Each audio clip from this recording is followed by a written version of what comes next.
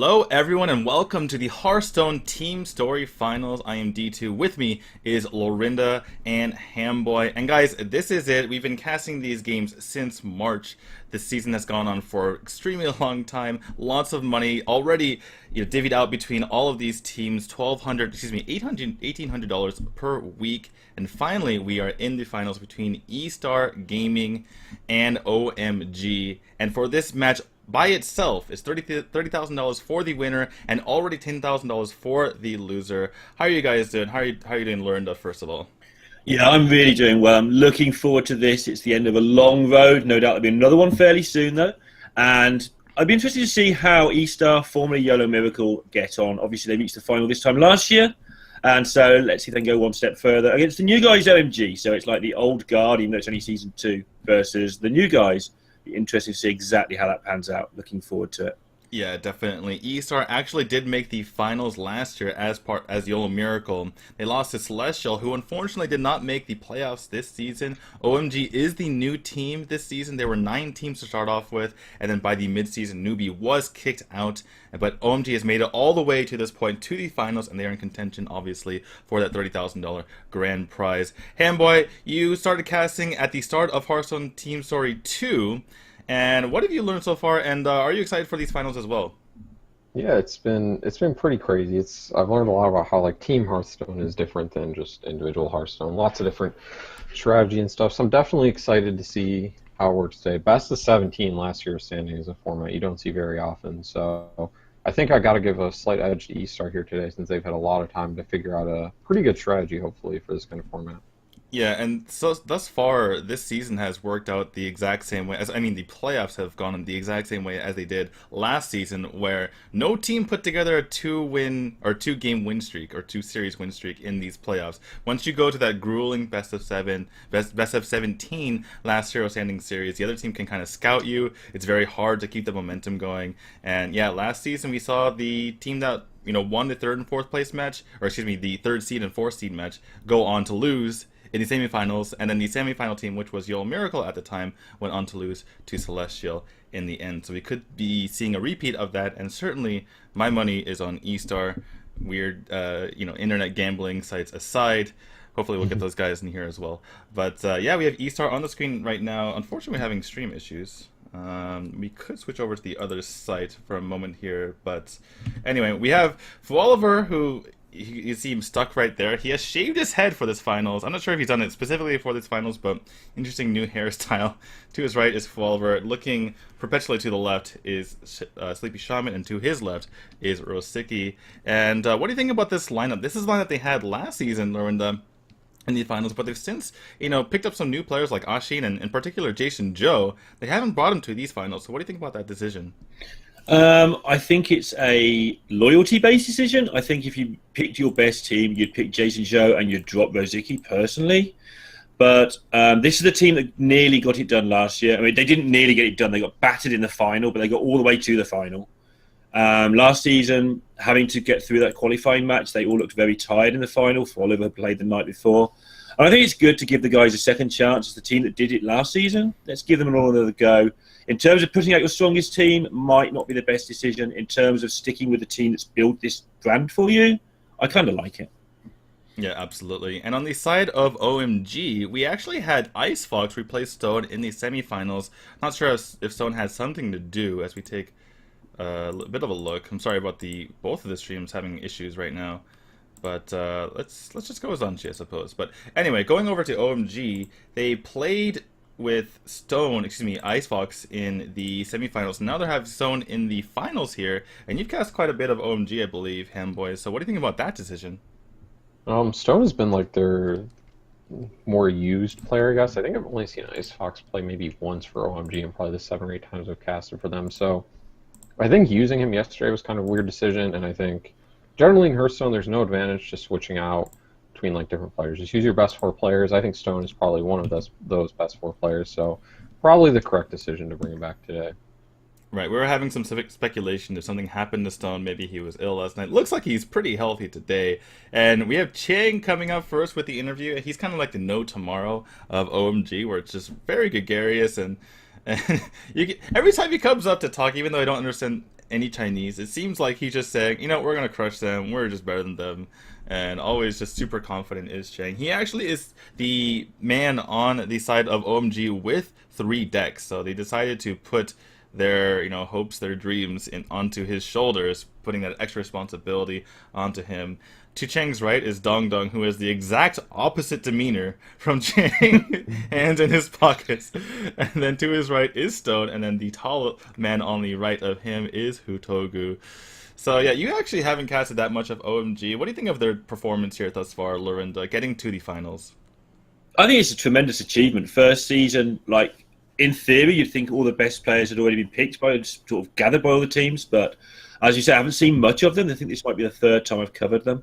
But the results speak for themselves. They've done really well to get here. And they look like a unit. They look like they're getting on well with each other, which is really important in this tournament. We've seen teams, especially last year, I think they learned from that, a lot of the teams. But last year we saw teams just arguing and telling the press, telling us who is to blame for the loss and that sort of thing. It's like, these guys just seem to get on with it, enjoy playing Hearthstone, and it's got them to the final, I think. Yeah, I'm just very sad that I never got to cast Ching Ching, who was the female member of their team, and actually did not have a match in which he didn't win with both of her decks. And they decided not to bring her out for any match for the rest of the season, which makes me very, very sad. But what can you do? In any case, we have Stone here with the mic. Icefox did well for them yesterday. Was able to, allow them to get out of that match with Veteran. And that was actually a pretty close match at the beginning. Veteran was actually up 5-3 before a huge win streak on the side of OMG to pull that win out with, I think it was Yogg Token Druid.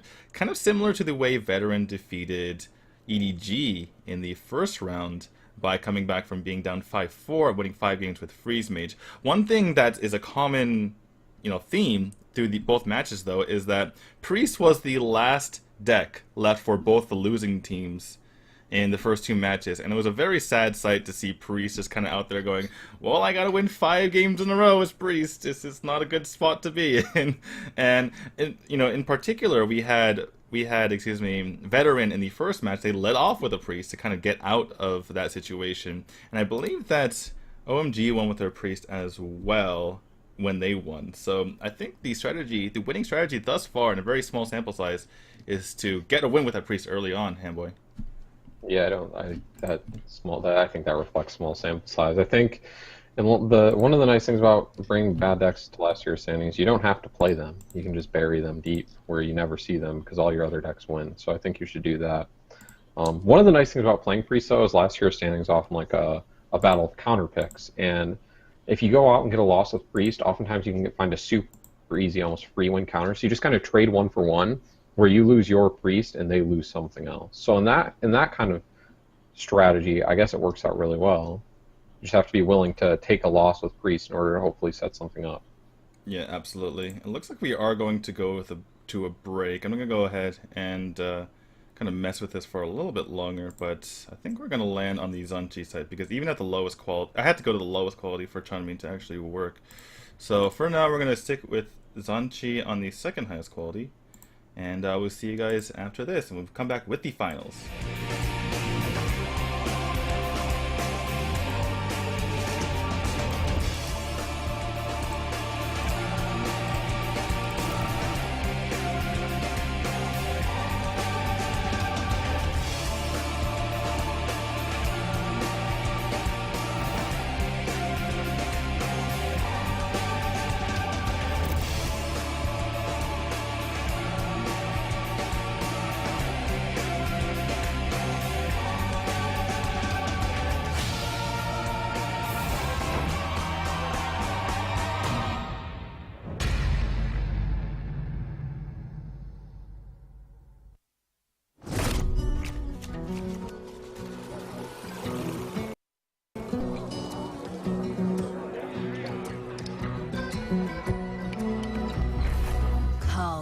温暖的炉石，听我来讲个故事。沉寂千年的恶魔在无边黑暗中复活，邪恶力量熄灭希望之火。他们的声音充满剧毒，听上一句就将万劫不复。随你闭门祷告，随你祈求哀嚎，这致命的诅咒无人能逃。快搓搓温暖的炉石，这只是一个故事，上古之神的故事。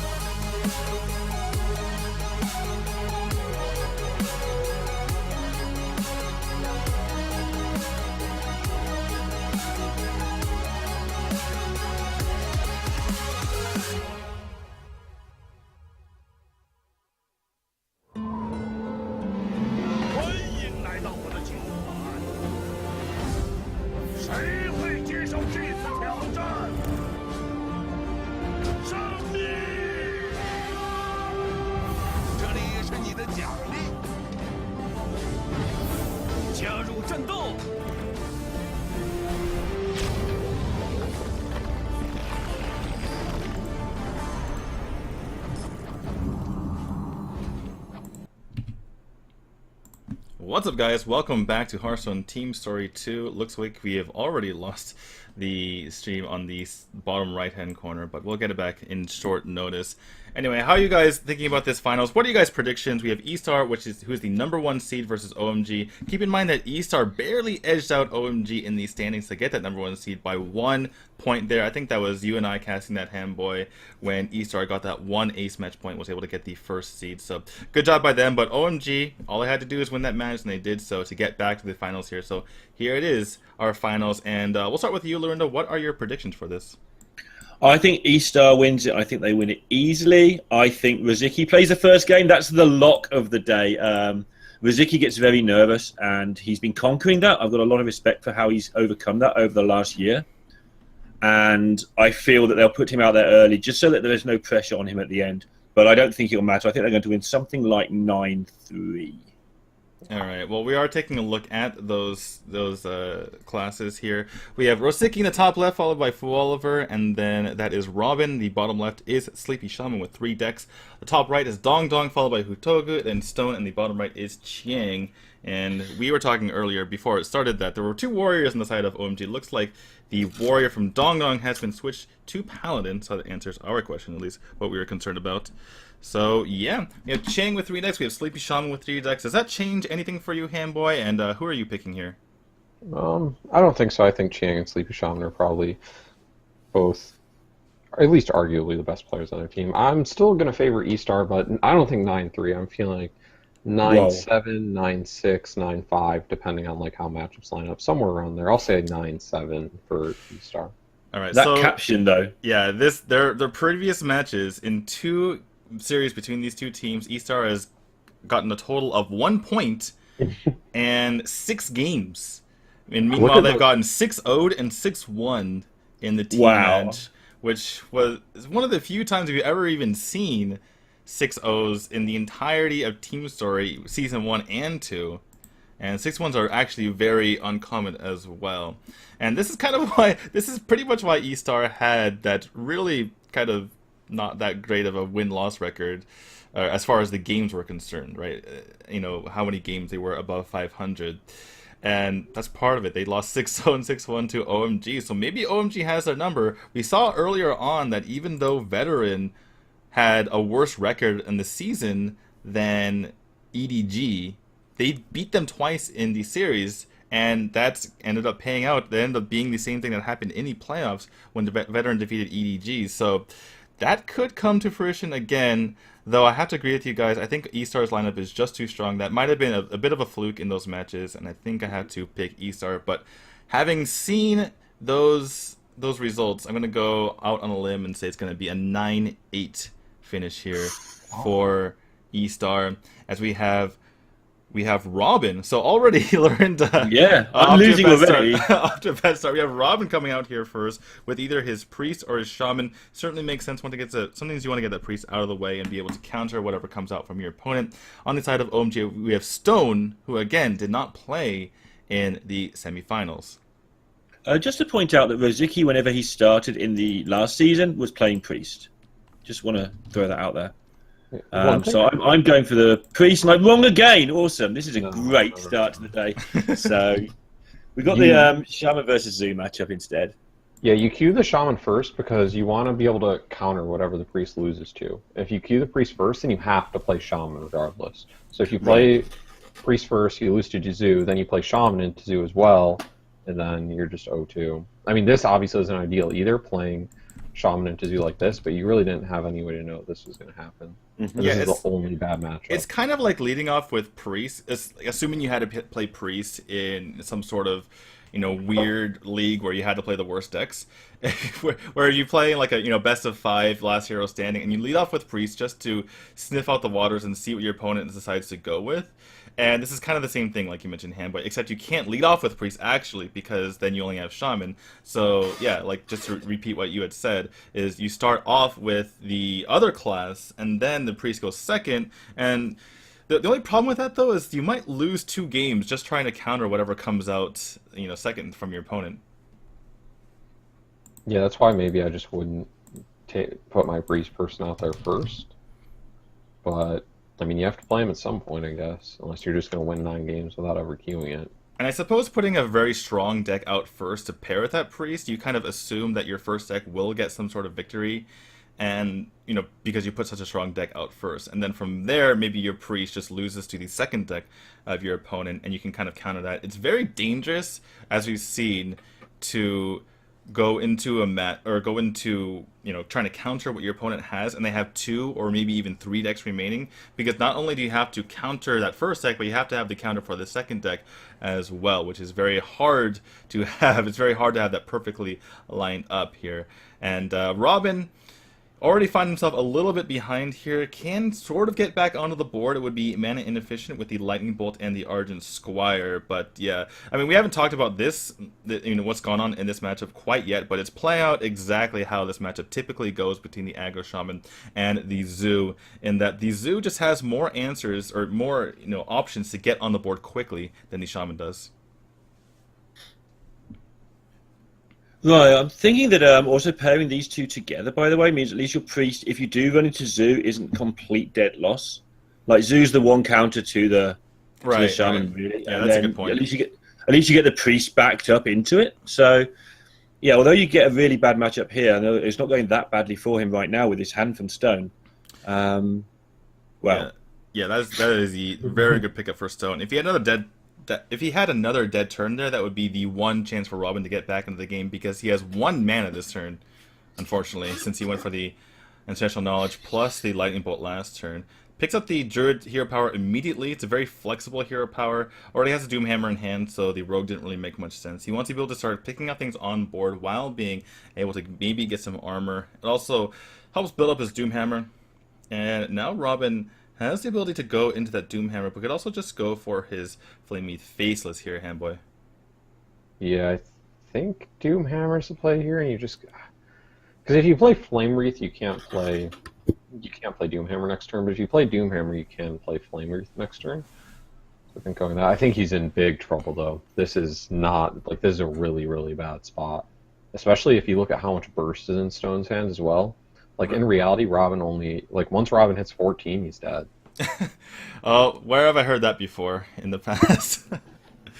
But yeah, this is exactly how Zoo wants it to go, right? They want to get the board early, and then they want to just push for as much damage as possible in the mid-game, once they've secured that lead. And it looks like Stone doesn't want to rely on his top deck. He's just going to go for the Leroy right now, since he can just get rid of, the 2 whelps that come out pretty easily here. Yeah, and just doing a whole bunch of damage, like you say, getting rid of the whelps and saying, has your face deck got Lightning Storm? The answer to that is nearly always no, basically. Right. We've seen that slightly more common lately, to run 1 Lightning Storm. We saw it from Firebat in the Sea Story Cup. We saw it from one player in, I think it was No Tomorrow, in the first round of these playoffs. So it's come back, but it's a one of. So I can see Stone, being a bit risky here, especially with his hand. You kind of, even when you're in a favored matchup, you have to take some risks here and there, and I do like this. And the other good part about this is that he's already seen 2 lightning bolts, and so it's very hard to deal with this Leroy outside of like a lava shock. And as Robin, you really don't want to be face taking 6 right now. You also don't want to be pushing, like, you don't want to be going anywhere except face. Like, you're at a point in the game where you just can't fight for the board. Like, you try to fight for the board, you're just going to lose the game. So you kind of just have to send everything face and prevent face damage at the same time. So Feral's here kind of does that, and you can just start getting in with the Doomhammer, and hopefully top deck like a Lava Burst or something, pick up a kill over the next, like, 2 turns, I think is all the time you have. Right, he's used the Feral Spirit, so he has 5 mana next turn, which means he can Hero Power plus Rockbiter, and that is a total of 12 damage. So yeah, you're right, he might be able to sneak this out, but Stone has quite a lot of damage. And again, apologies for the lag that we're having. We are kind of forced to use the Zanchi site for some reason, because the Chanmi is being, problematic as well. And so, yeah, Stone, well, I guess we'll find out when this goes back to 100%, what Stone decides to do.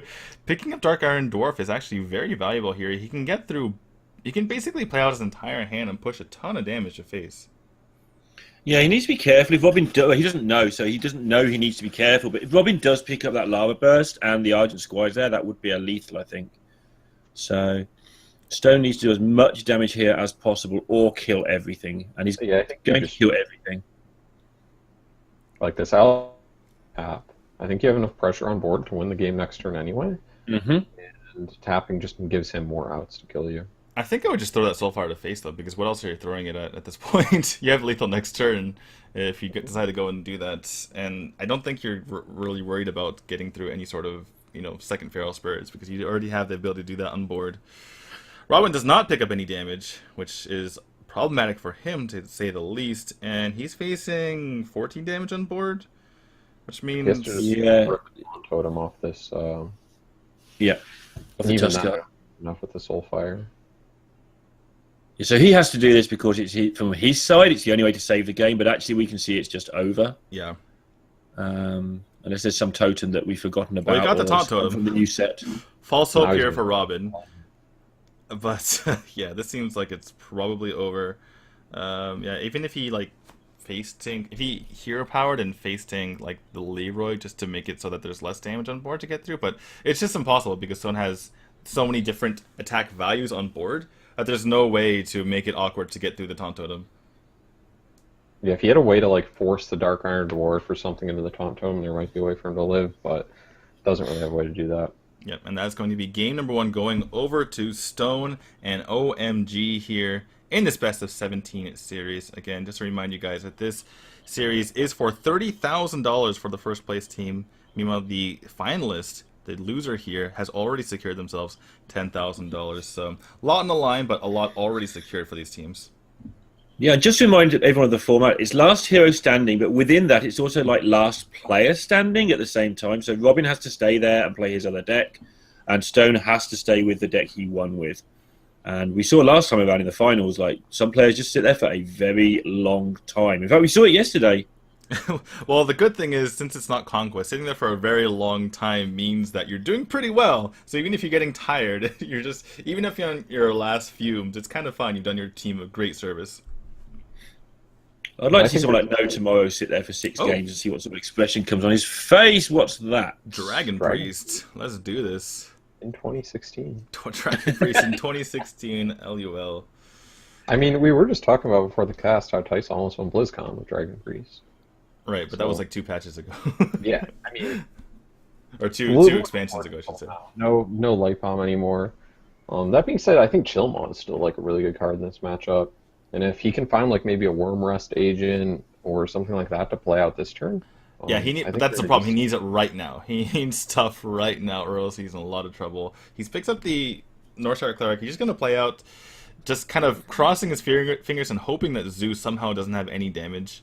And wow, so Stone's going to go for the greedy route here. He could have just picked that off with the Elven Archer and only sustained 1 damage onto his Dark Peddler, but he's going to give Robin the ability to draw here. I guess Stone is kind of anticipating that there's some sort of 3 mana option on Robin's side, but that is not the case at all.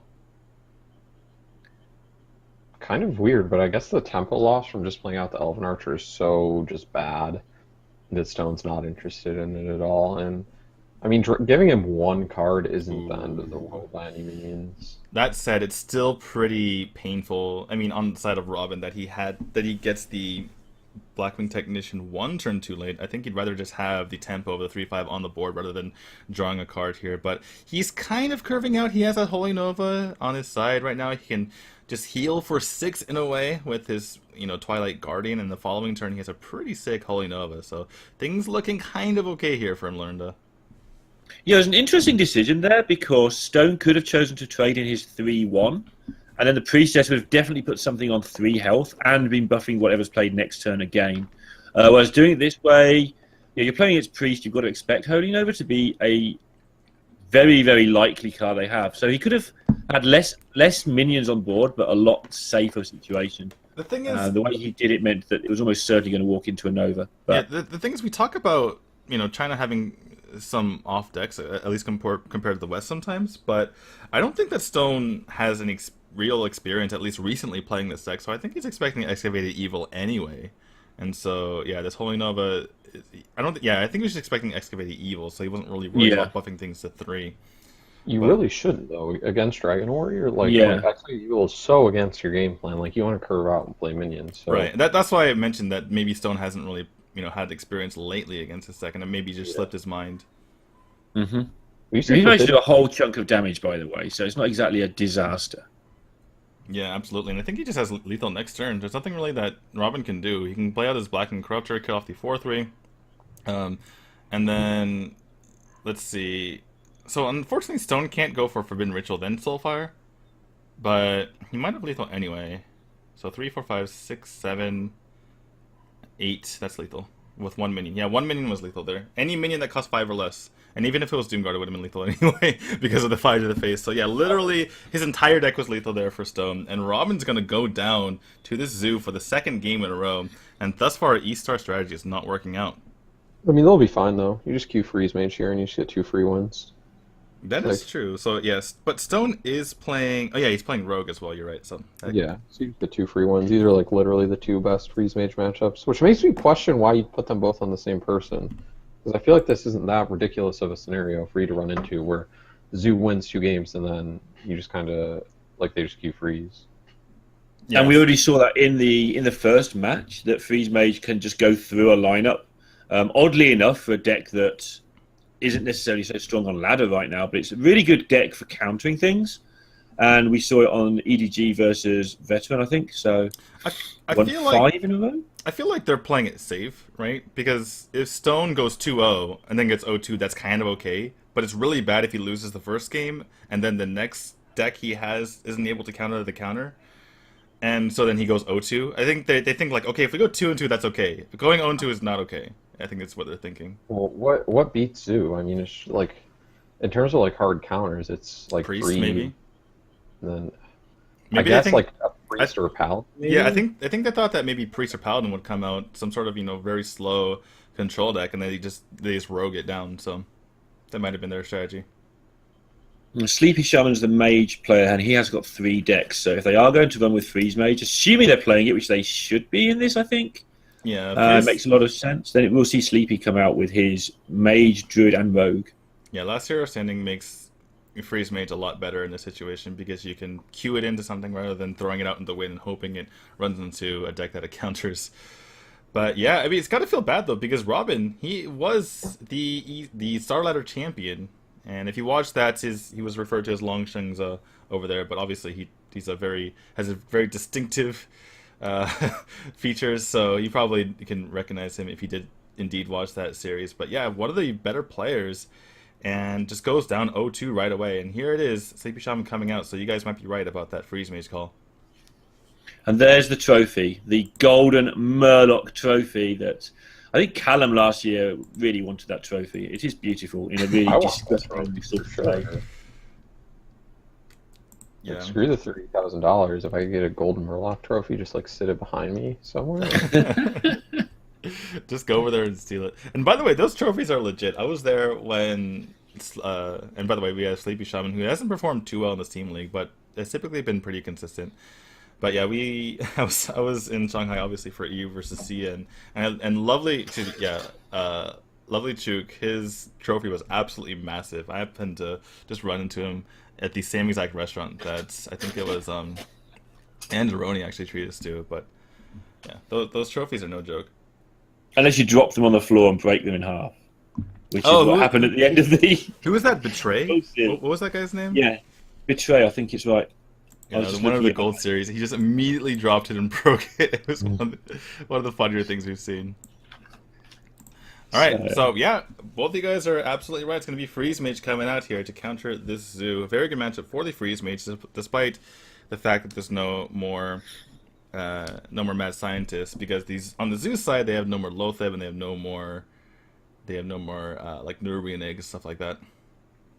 So last time I cast this matchup, I made the point that Zoo always looks like it's going to win this matchup if you're not really paying attention. You're just looking at life totals and so on, and never quite get there. And that day, the Zoo got there. But seriously, this is this is one of the biggest counters in Hearthstone right now, I think. Yeah, it's like 90-10, according to a couple different Freeze Mage experts that I occasionally talk to. Well, okay, it's 90-10 for the Freeze Mage experts. Yeah, that's a thing. Freeze Mage is super, super difficult to play. And I thought I could play it well, and then I sat down with LUIS, who's probably one of the better North American Freeze Mage guys, and he's like, yeah, everything you do is incorrect. Like, all right, wow. Like, maybe it's not that easy. Well, the thing but is, when you see his win rates, yeah, well, that's the thing, right? It's if you're a Freeze Mage expert, if you live, breathe, and eat Freeze Mage, then yeah, it's going to be probably 90-10. But for the majority of people, like Sleepy Shaman, he has to play a variety of decks out there. He's probably pretty proficient, but he doesn't know every single exact, move every single turn. It's probably going to be more like 70-30, I would say. Yeah, and I mean, even that, at the state of Hearthstone at the moment, there are very, very few things you could call a counter these days. Like, even the Zoo versus Shaman is probably not 60-40. It's probably less than that. So 70-30 is still a pretty massive advantage to get these days, and he's off to a really good start here as well. Yep, Sleepy Shaman just plays out these mirror images. That's just only going to be healing for 4, essentially. He could have played the Greedy Acolyte of Pain, but would have been pretty punished by this Defender of Argus. So good on Sleepy Shaman, recognizing that Stone had played everything but that one card, and that could have been a huge punish for him. Yeah, I think Sleep Shaman's one Doomsayer away from GG, basically. And now, even with the Blizzard, now I don't even know if he needs the Doomsayer. Like, he can stall for quite a while. He has Ice Blocks, he has Alex, he has Acolytes to draw. Like, he's in a pretty good spot. Yeah, this is one of the reasons that... Go ahead. One of the reasons the Zoo is so weak against Freeze Mage is just your freeze is good enough, even if you don't clear particularly well. The Zoo just has Doomguard and maybe a Soulfire as a bit of direct damage, but a lot of the time you just freeze. Most of the decks can kind of deal with that, at least in some way. And yeah, there's the Doomsayer off the top. That might be game. We need a Crazed Alchemist or something right now here from Stone. And yeah, that's basically the only answer. Oh, there. Yeah. Well, Stone, you had a pretty big board, but now you're only having a Shadow Beast, and that is not good news for you. Sleepy Shaman's next turn probably going to be Ice Block into Acolyte of Pain, I would imagine, and probably just seal this game out. Oh, double Acolyte, not even scared, just all the cards. Actually, I mean, maybe there's some reasoning to Ice Block. How do you take 15? Oh, that sucks. But yeah, how do you take 14 damage? Leroy POPO. If he has it, he has it. But like 99% of the time, they're never having that. Yeah, especially as all of those cards have come from the top of the deck in the last few turns. It's not like there's been some cards hanging around there, which made Sleepy more worried that maybe Stone's hanging onto a combo finish or something. I suppose, having the Ice Block up right now would be pretty useful because you want a Blizzard, right? And, now the Leroy PO might come down, Leroy PO Soulfire might come down, and you're giving your opponent 2 turns to have it, which, suddenly it's not 99%, it's more like 2% or something like that. Mm-hmm. And the question is, was Sleepy Shaman going to win at that high of a rate, having played the Ice Block and played it safe? And it's questionable, certainly. I don't understand why he just didn't draw one more card there. Yeah, that's a bit strange to me as well. I If he suppose, overdraws you, you just don't care at all. yeah, If you fill your hand up. yeah. This isn't like the OTK Worgen where you really care if you overdraw one specific card. There's no one single card in Sleepy Shaman's deck that if he overdraws it, then he loses the game.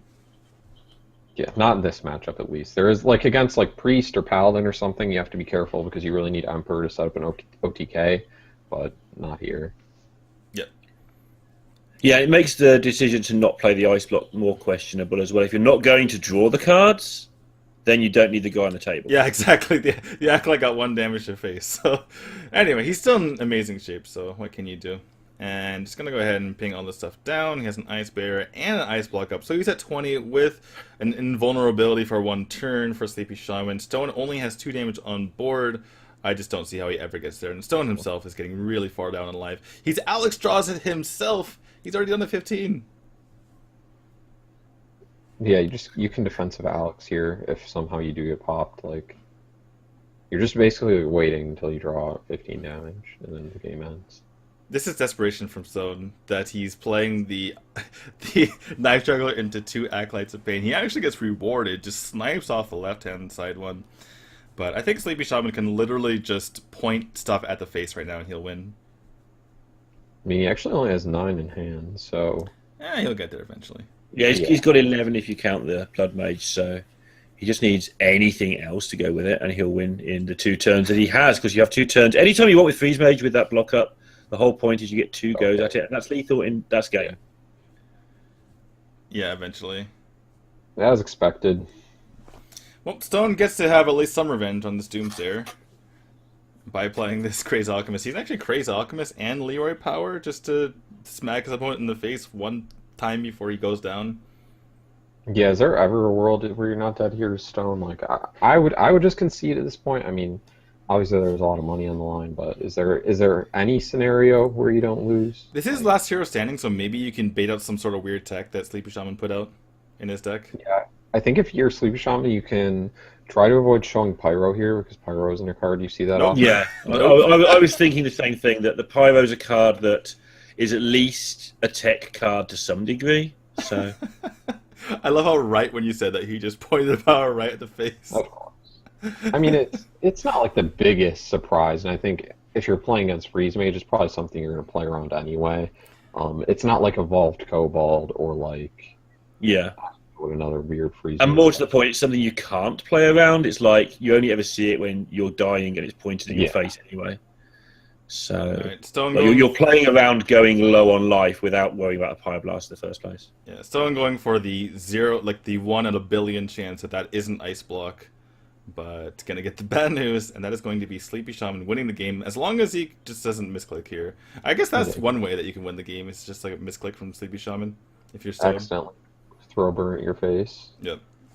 Alright, well there it is. Sleepy Shaman, as expected, comes out with the Freeze Mage, and it is now 1-2 in this best of 17 last hero standing, last player standing series between these 2 teams. Again, $30,000 to the winner between these 2. Yeah, and Stone's going to have to come out there now with his Rogue. It'll be interesting to see what's played as Rogue. People playing a lot more, like variants of Miracle with N'Zoth and stuff going on a lot more common at the moment than they were. But I suspect we just see a straight up normal Miracle Rogue. That's my guess. Apparently, you can also just play Questing Adventure Rogue now, which I don't think is good, but it's something. Only if you're chess dude, right? Yeah, I mean, he's kind of in his own little world there when it comes to Rogue, I think. Well, I think he can just hit autocomplete on Rogue at this point and just go top 10 legend anyway. Yeah. Well, on the first day of these playoffs, we actually saw Le Jabu come out with a N'Zoth Rogue with... It was like a Tempo Rogue with Rag in it. It was just a really interesting deck, and it almost beat Freeze Mage. Probably one of the better things you can do. And by the way, there is that Questing Adventure you guys are talking about. Probably, I would say that's a good card in this particular matchup, though, because it's something that Freeze Mage has to deal with immediately, and if they don't, they could just die to it. Yeah, it's the same kind of idea as a big Van Cleef in this matchup. One of Freeze Mage's biggest issues is just dealing with huge minions. Because they don't, like, they have no like targeted removal, it's just damage-based removal. So if you can get like a 10-10 or a 12-12, if Nova Doom doesn't go off, then they just have to freeze it over and over, and you only run 4 freezes. Well, Stone has the opportunity to make a pretty big questing adventure here, but wouldn't put it out of fireball range, unfortunately, so that'd be very risky. So I imagine we're going to go with a different plan. And it looks like we have a frozen stream, so... So if he coins out the Tomb Pillager here, which seems likely, and he has in fact done that, that basically is your fireball test, because that's going to get a fireball or a frostbite in the face if he's got it. And now, this turn, I think you can go for the questing and say, well, you've just shown me you haven't got fireball or good removal. Well, he just used the coin, though, so it can't be quite as big. And in fact, if he does play it out, it would be like questing Prep Fan, and then you're giving your opponent an extra card for free. Or you have to buy face damage, which is just as bad, probably. Yeah, so I think he's going to wait on it. Okay. I think you just hold the questing in this matchup, honestly, until you get Conceal. Because it's pretty hard to get it up out of like burst, like a fireball range in 1 turn. But you get a second turn, it's so easy to get up like 10-10, 12-12. So... I guess the one issue is that even if it's at a 5-5, for instance, concealed, it can still die to Thanos flame strike, so that's also an issue. And just gets frozen as well and unconcealed. But I think you're right. I think you have to sort of at least try for that, but it's going to get frozen and then wait for the unconceal a lot of the time. But if you're going to play the deck, you've got to play it, I think like Hamboy says, and at least try and get the value out of it. I think that's correct. Well, Sleepy Shaman's going to go ahead and deny the coin here, at least for the time being. Could get punished, though. And we're going to see Stone now go for this. Doesn't have to conceal quite yet. He might be able to pick it up, but he, at the moment, it's a 2-2. He can go 3, 4, 5, just in hand. So it looks like he's just going to go for it. I mean, he just watched Sleepy Shaman telegraph Blizzard, right? Mm-hmm. Oh, go ahead, Lorinda, sorry. No. I was just going to say that at least now he's got the Leroy in his hand, which means that having a go here, if he gets 1 hit in with it and having that Leroy backup is a lot different to just having a handful of sort of non-charge minions. Now he's got some burst finish as well already. It challenges Sleepy Shaman to have kind of everything, which I think Sleepy Shaman does have. I think he does have pretty much everything right now. Yeah, and it kind of spurred him on to do it just in general, having... what he has in hand. It's like, well, this is not going to do much in the near future. This Sap isn't going to do much. This Leroy is not going to do much unless I start getting aggressive. So it certainly makes sense in that regard. Stone picks up Van Cleave, but doesn't really have the chance to make a very big one. He can Sap to get rid of this Doomsayer, but Sleepy Shaman's put himself in a position where he can actually deal with Questing Adventure over the course of a couple turns at the very least with his Devil Blizzard. And you can run Rogue out of minions. Like, that's a plan. Against, like, Zoo, you can't really just freeze the board over and over without eventually setting up some sort of lethal, because, like, it keeps coming. It comes forever. But with Rogue, they only play, like, 10 minions or something. So you can afford to just kind of board clear, and if they never refill their hand, then eventually they'll just be sitting around here powering your face while you take your time to set up your ice blocks and Alex and Emperor and all that stuff. Yeah, Stone is in a bit of a bind here. Doesn't really know what to go for, but I imagine just play out this Bloodmaid's Thanos and just smack the opponent with the face with the dagger. Not really doing anything in the future anyway, so yeah, you're probably going to be redagging a lot of the time. Yeah, I think we just see Blizzard here like you predicted, DTwo. It's kills 2 minions and stops the 3rd from hitting you for 7, so... He's also going to play out this mirror image just in case something wacky happens, like a Leroy, especially because he doesn't have the ice block. Well, he thought about it for a moment, but looks like he's not going to do it now. I think with Doomsayer in hand, you maybe want to save it to protect a Doomsayer at some point. So I'm not super opposed to holding it. Yeah, very true. And Stone picks up the gadgets in. So Stone was really running out of fuel for a little bit there, but finally can maybe start making something happen. You see him leaning back in this chair like, okay, this changes things. I was really all in, but now maybe I'm not so all in. Maybe I can make something happen. He doesn't have any spells, though. He has 1 spell. He can play with it. So if he goes Gadget Stand Coin and just draws like Azure Drake, then... Well, that's the thing, right? That's the thing. Like, does he wait? Does he have a very poor turn now, just so he can set up for better Gadget Stand later? Or does he use the coin just to make a big Van Cleave and make his questing adventure bigger in the meantime? So he's like, you know what? Gadget Stand's nice, but looks like he's just going to go for a big Van Cleave / questing adventure instead. as we have connection issues with the Chinese Hearthstone client. Not just the stream, guys, the Chinese Hearthstone side. And yeah, he's going to put out a 6-6 Van Cleef there and turn his questing into a 10-4. Yeah, no, we're gonna see the value of Mirror Image, I think, here. Or I guess we just go Blizzard Doom, actually. Well, Blizzard Doom... Yeah, he doesn't have the mana for Mirror Images afterward. Yeah. I think this is one of those hands where those freeze mage specialists we were talking about earlier just win the game every single time without even thinking. Whereas mere mortals actually have to look at what they're going to do in this position, because the options he has are all amazing, but he doesn't have any sign of lethal. And the specialists know exactly how to draw into that lethal, exactly which order to set things up in to get the most out of the intellect and the Emperor. Speaking of specialists doing things maybe a bit differently, I would have really liked Sleepy Shaman, since he picked up the Ice Lance, just kill out the Van Cleef right now while he has the opportunity to, and then put down the Mirror Images instead of the Doomsayer. He could have then gone for the Forgotten Torch for an almost guaranteed kill on the Questing Adventure afterward. And yeah, he would have been in a really good spot, and now he has no way to deal with this board. Wow. And that is just awkward. The Van Cleef would have been dead. He could have, and there would have just been a Gaddison plus the SI, and he could have just used Forgotten Torch and Ping on the questing. It's just super awkward now.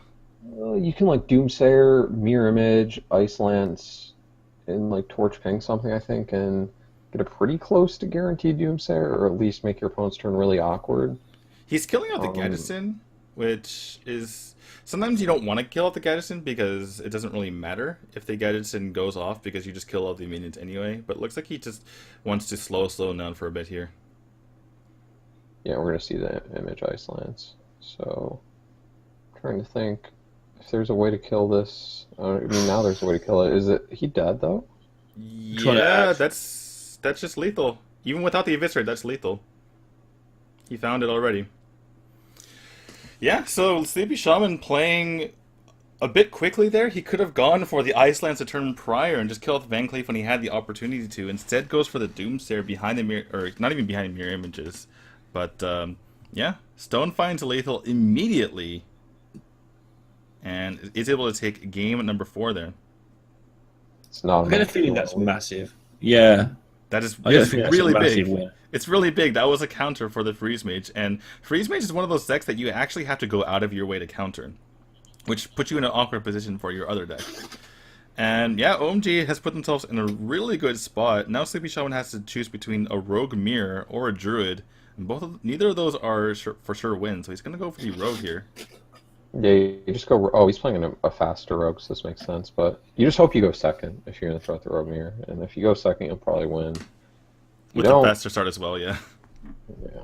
But I guess if this is like aggro or tempo Rogue, it's probably favored.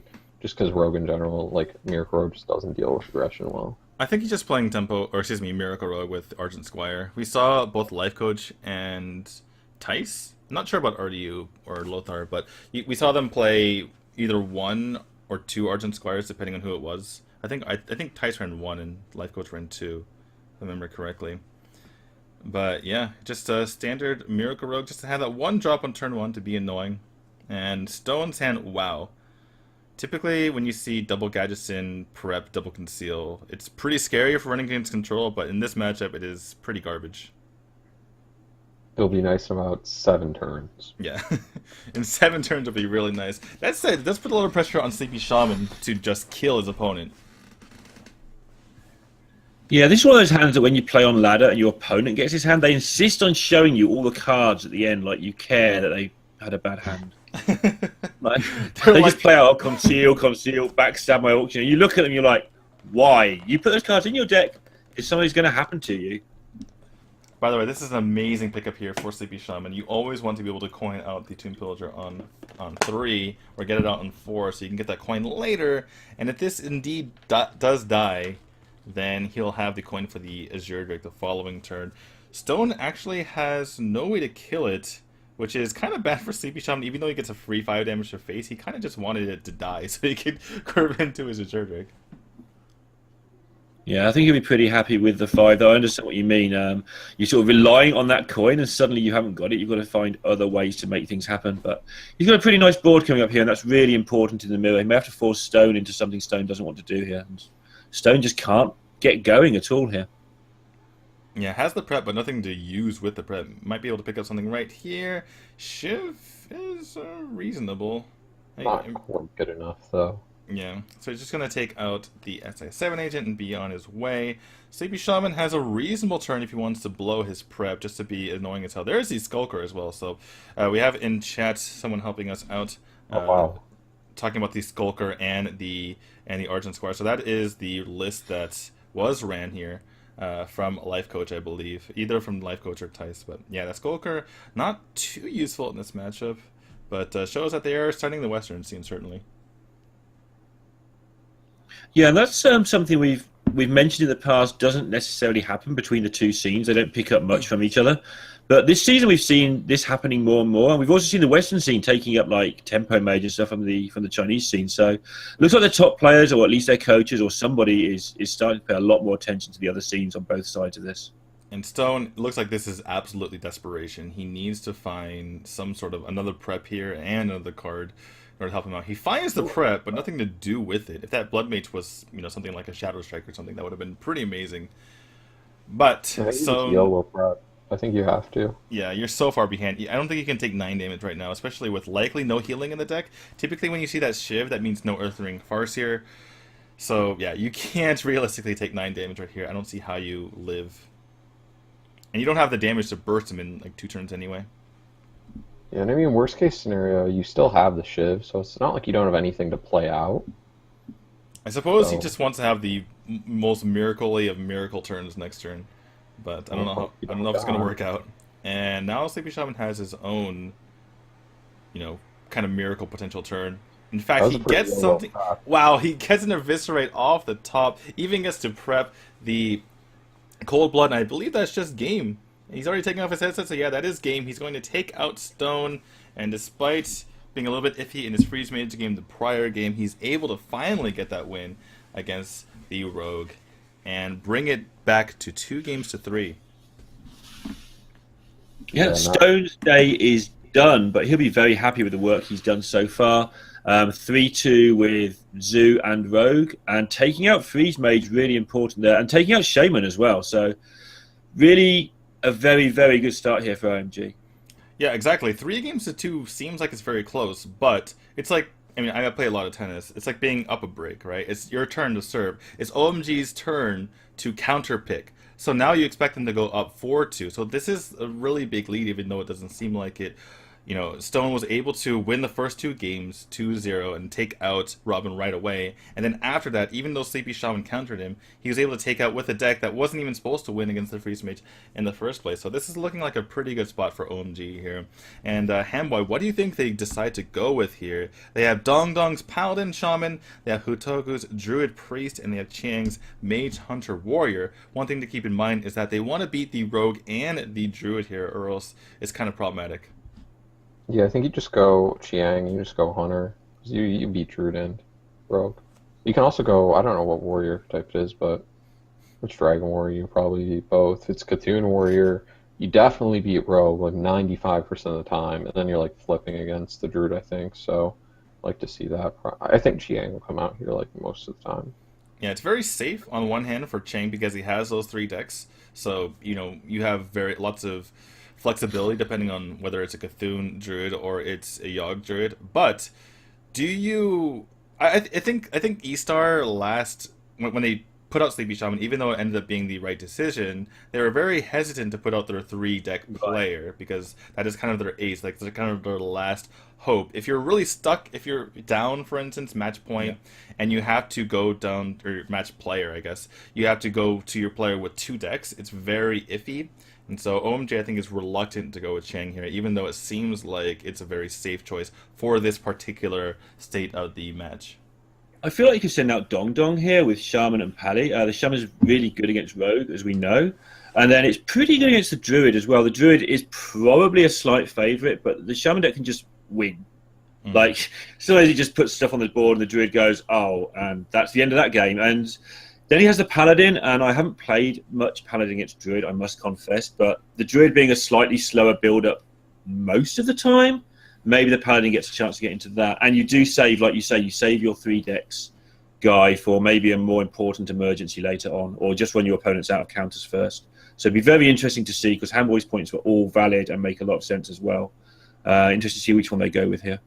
No, I'm definitely on. Like, I think Dong Dong coming out's like a super good, viable plan as well. Just because Shaman, Shaman beats Rogue like so much. Like, unless if it's mid Shaman, I don't think it's the Shaman, but it should always be face Shaman. I think Cheng's trying to make Hutogo go out there, but Hutogo's like, no, dude, I'm texting my girlfriend, dude. I can't go out there right now. And you saw Cheng like kind of pleading with him, like, no, Cheng or Hutogo go out there. But I don't know if Hutogo going with the Druid and the Priest would make a whole lot of sense against Sleepy Shaman. I actually don't know what Cheng's trying to do, but he's trying to capture the red gym, I think. It's like, which Pokemon should we put in here? And you can't he's play. Gonna walk they're all just playing Pokemon right now, and Chang just can't go out there. Dong Dong's standing up, so I think he might go out there. Maybe Dong Dong's making Hutogo go out there too.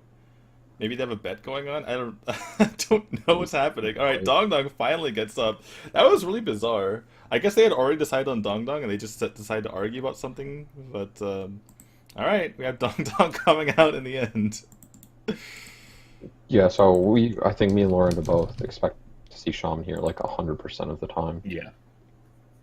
Paladin's like a pretty good matchup for Rogue. Like the reason Miracle Rogue was good at the start of this meta was because everybody was playing Paladin. Unless this is like some weird face Paladin that we're just not anticipating at all. But even face Paladin isn't really good against. Well, I guess face Paladin is okay, but like typically aggro Paladin these days is board flood Paladin, which is not good against Rogue either, because all Rogue has to do is just clear the board, and they don't have any pressure on their own face.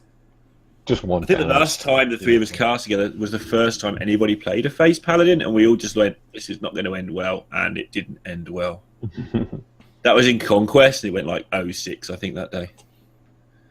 Sorry. Yeah, that was a Murloc face Paladin, wasn't it? It was bad face Paladin. I think it was just cards. Cards that he owned, Paladin. Random base cards. Oh, look at his face, Shaman. What a surprise. And he has the coin, which is a big deal in this matchup as well. Mm-hmm. Yeah, in this matchup, as long as you don't get too far behind and you have Doomhammer, you basically just win as the aggro Shaman. Yeah, the one way you win this game as Rogue is you just make a big Van Cleef. Just make like an 8-8 or a 10-10, and you just win. There was one game between, I think it was Breath and Kalento in EU versus CN, where Kalento had the one game where I saw where there wasn't a big Van Cleef and the Rogue just won, and he had Backstab SI into top deck Violet Teacher, and then he had like Drake Prep Fan to kill the next board, and then he immediately got like Gadgetzin Coin like Conceal on the very next turn, and it was just well, Kalento, why are you such a god? It was absolutely nuts, and I couldn't believe it. But yeah, that's one of the ways you just draw. You either get a huge Van Cleef or you draw the nuts. One of the two. Alright, we're gonna coin Ferals here, so you could go coin Tuskar into Ferals and then just kind of hero power, play 2-drop on 4, but instead we'll probably see, with Ferals, we'll see like the Trog next turn and then the 7/7 on turn 4, which if they don't have sap, just win, like the game just ends. Right, and with the Trog coming down the turn before, you get the buff anyway, so that sounds good. And Dong Dong, he could have gone, like you mentioned, for the Tuskar Totemic, but this is more consistent, right? 4 to 7 times, he's just going to get a totem, and if it gets backstabbed, speaking of the Tuskar Totemic, it's an issue. Oh, okay, this is problematic. And the game just can't handle it, or the stream can't handle it, so we're going to have a little bit of a lag right here. But eventually we're going to get there. And this Van Cleef is going to come out. This is quite a bit of tempo. You deal with the whole board, they play a 7/7, and then you have Sap Van Cleef into that. And then if you pick up like a prep the turn after, you just Gadgetzin prep anything and you win.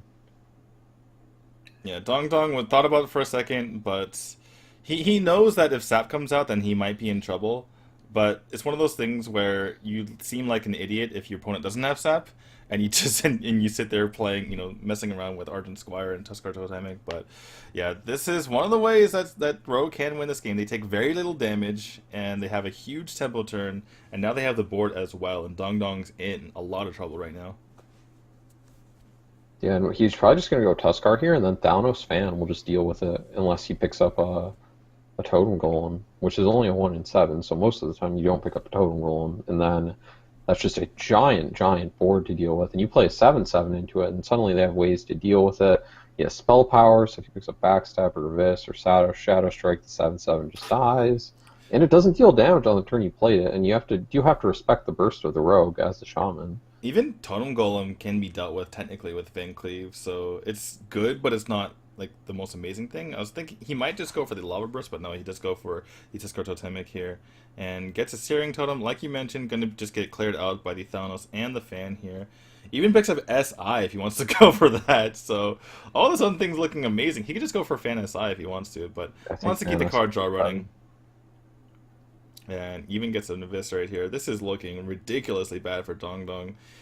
If people had never seen this matchup, they would be like, why is this so favored for the Shaman? Why have they sent him out there? Yeah. Yeah, typically it's the exact opposite of the situation. You know, the Shaman has the board and they're smacking the Rogue in the face with the Doom Hammer by this point. But not the case so far this game.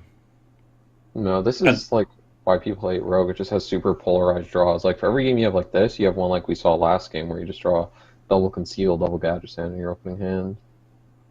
Right, and this is really bad news for OMG because now they, assuming they lose this, which they haven't done yet, but looking at this board state, looking at their hands, it's looking pretty grim. He's going to have to go there with some sort of Paladin deck against Rogue, and all Paladin decks are bad against all Rogue decks. It's a reasonable generalization. Yeah, and that's the issue with not pulling the trigger on your three deck person, right? Because this is exactly what can happen. Sleepy Shaman realizing that he actually can't. I mean, all the numbers in his hand are even anyway, so he might as well just sack off the Thanos. Doesn't really help in killing off this Flaming Faces anyway. So he just goes with this, just keeps the Eviscerate in hand, allows him to play out this SI instead. He still has the board control, but now Dong Dong has actually picked up this thing from below, which is a tempo swing in his favor potentially in the near future. I just don't know why they didn't just flame. Like, I would have just Lava Bursted the 5/4 there. I think he wants to play as many totems as possible. He does get 2 totems out this turn, which makes his thing from below a lot easier to get out on the board. And he still leaves his opponent with 1 minion on board, so not a whole lot he can do to start clearing this. And because he had no big minions out there, it also took the coin away from Sleepy Shaman if it was going into an auctioneer turn. So it's denied him an extra card as well, which is kind of important, obviously. Right, well, Sleepy Shaman just going to make as good use of his gadget as possible. Going to throw out these prep and the Eviscerate as well. So double Eviscerate already burned here. Let's see what Don Don can do to deal with this. He actually YOLO'd into that second Abyss. It wasn't in his hand. He just prepped with no spells and picked up the Abyss off the top. So somewhat fortunate there. Wait, why did he kill off? I think he thought it was on 3. Or he may have had a totem. He thought it had for whatever reason, he thought it was going to die because he emoted straight afterwards. Oh, he was about to emote, but then he decided not to emote. Maybe just want to mind game Sleepy Shaman. Like, no, I meant to do that. I meant to just turn that into a 5/1 for no real reason at all. I didn't like that healing totem anyway. That guy was messing me up. A little strange. And now this is basically over for the Shaman. The newer versions of Aggro Shaman don't really play any draw, and even if he did, there was on 25 health. Yeah, absolutely. So there it is. Sleepy Shaman able to take out the unfavored matchup. We saw Sleepy Shaman lose earlier with Freeze Mage against Rogue, and now bringing it back, winning the Rogue against the Aggro Shaman. So Rogue just doing really well today. Hasn't lost to anything except its counterpart. Yeah, and I've seen Sleepy Shaman. I've always seen him down as a good Rogue player. Whenever I see him play Rogue, I feel that he's comfortable with the class. We've seen him in several tournaments where he's played it. I can't name any of them off the top of my head, but as to his Freeze Mage player, we all thought it was a little bit slightly more questionable, I guess. And it is going to be an Azoth Paladin against it. So the Rogue is a very decent sized favourite here. Yeah, Dong Dong needs to have all of the removal options in his early hand. He needs to use the qualities, needs to have the Pyro or Consecration, one of the two. But even though he has an Azoth in his hand, it's not looking too bad for him thus far. The Rattling Blade is a source of removal that he can use. Unfortunately, he doesn't have any SIs in the side of Sleepy Shaman's hand to deal with.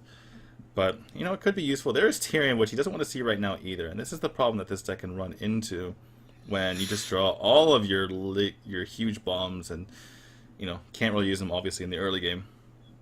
And you're not a fan of this power turn 3 here?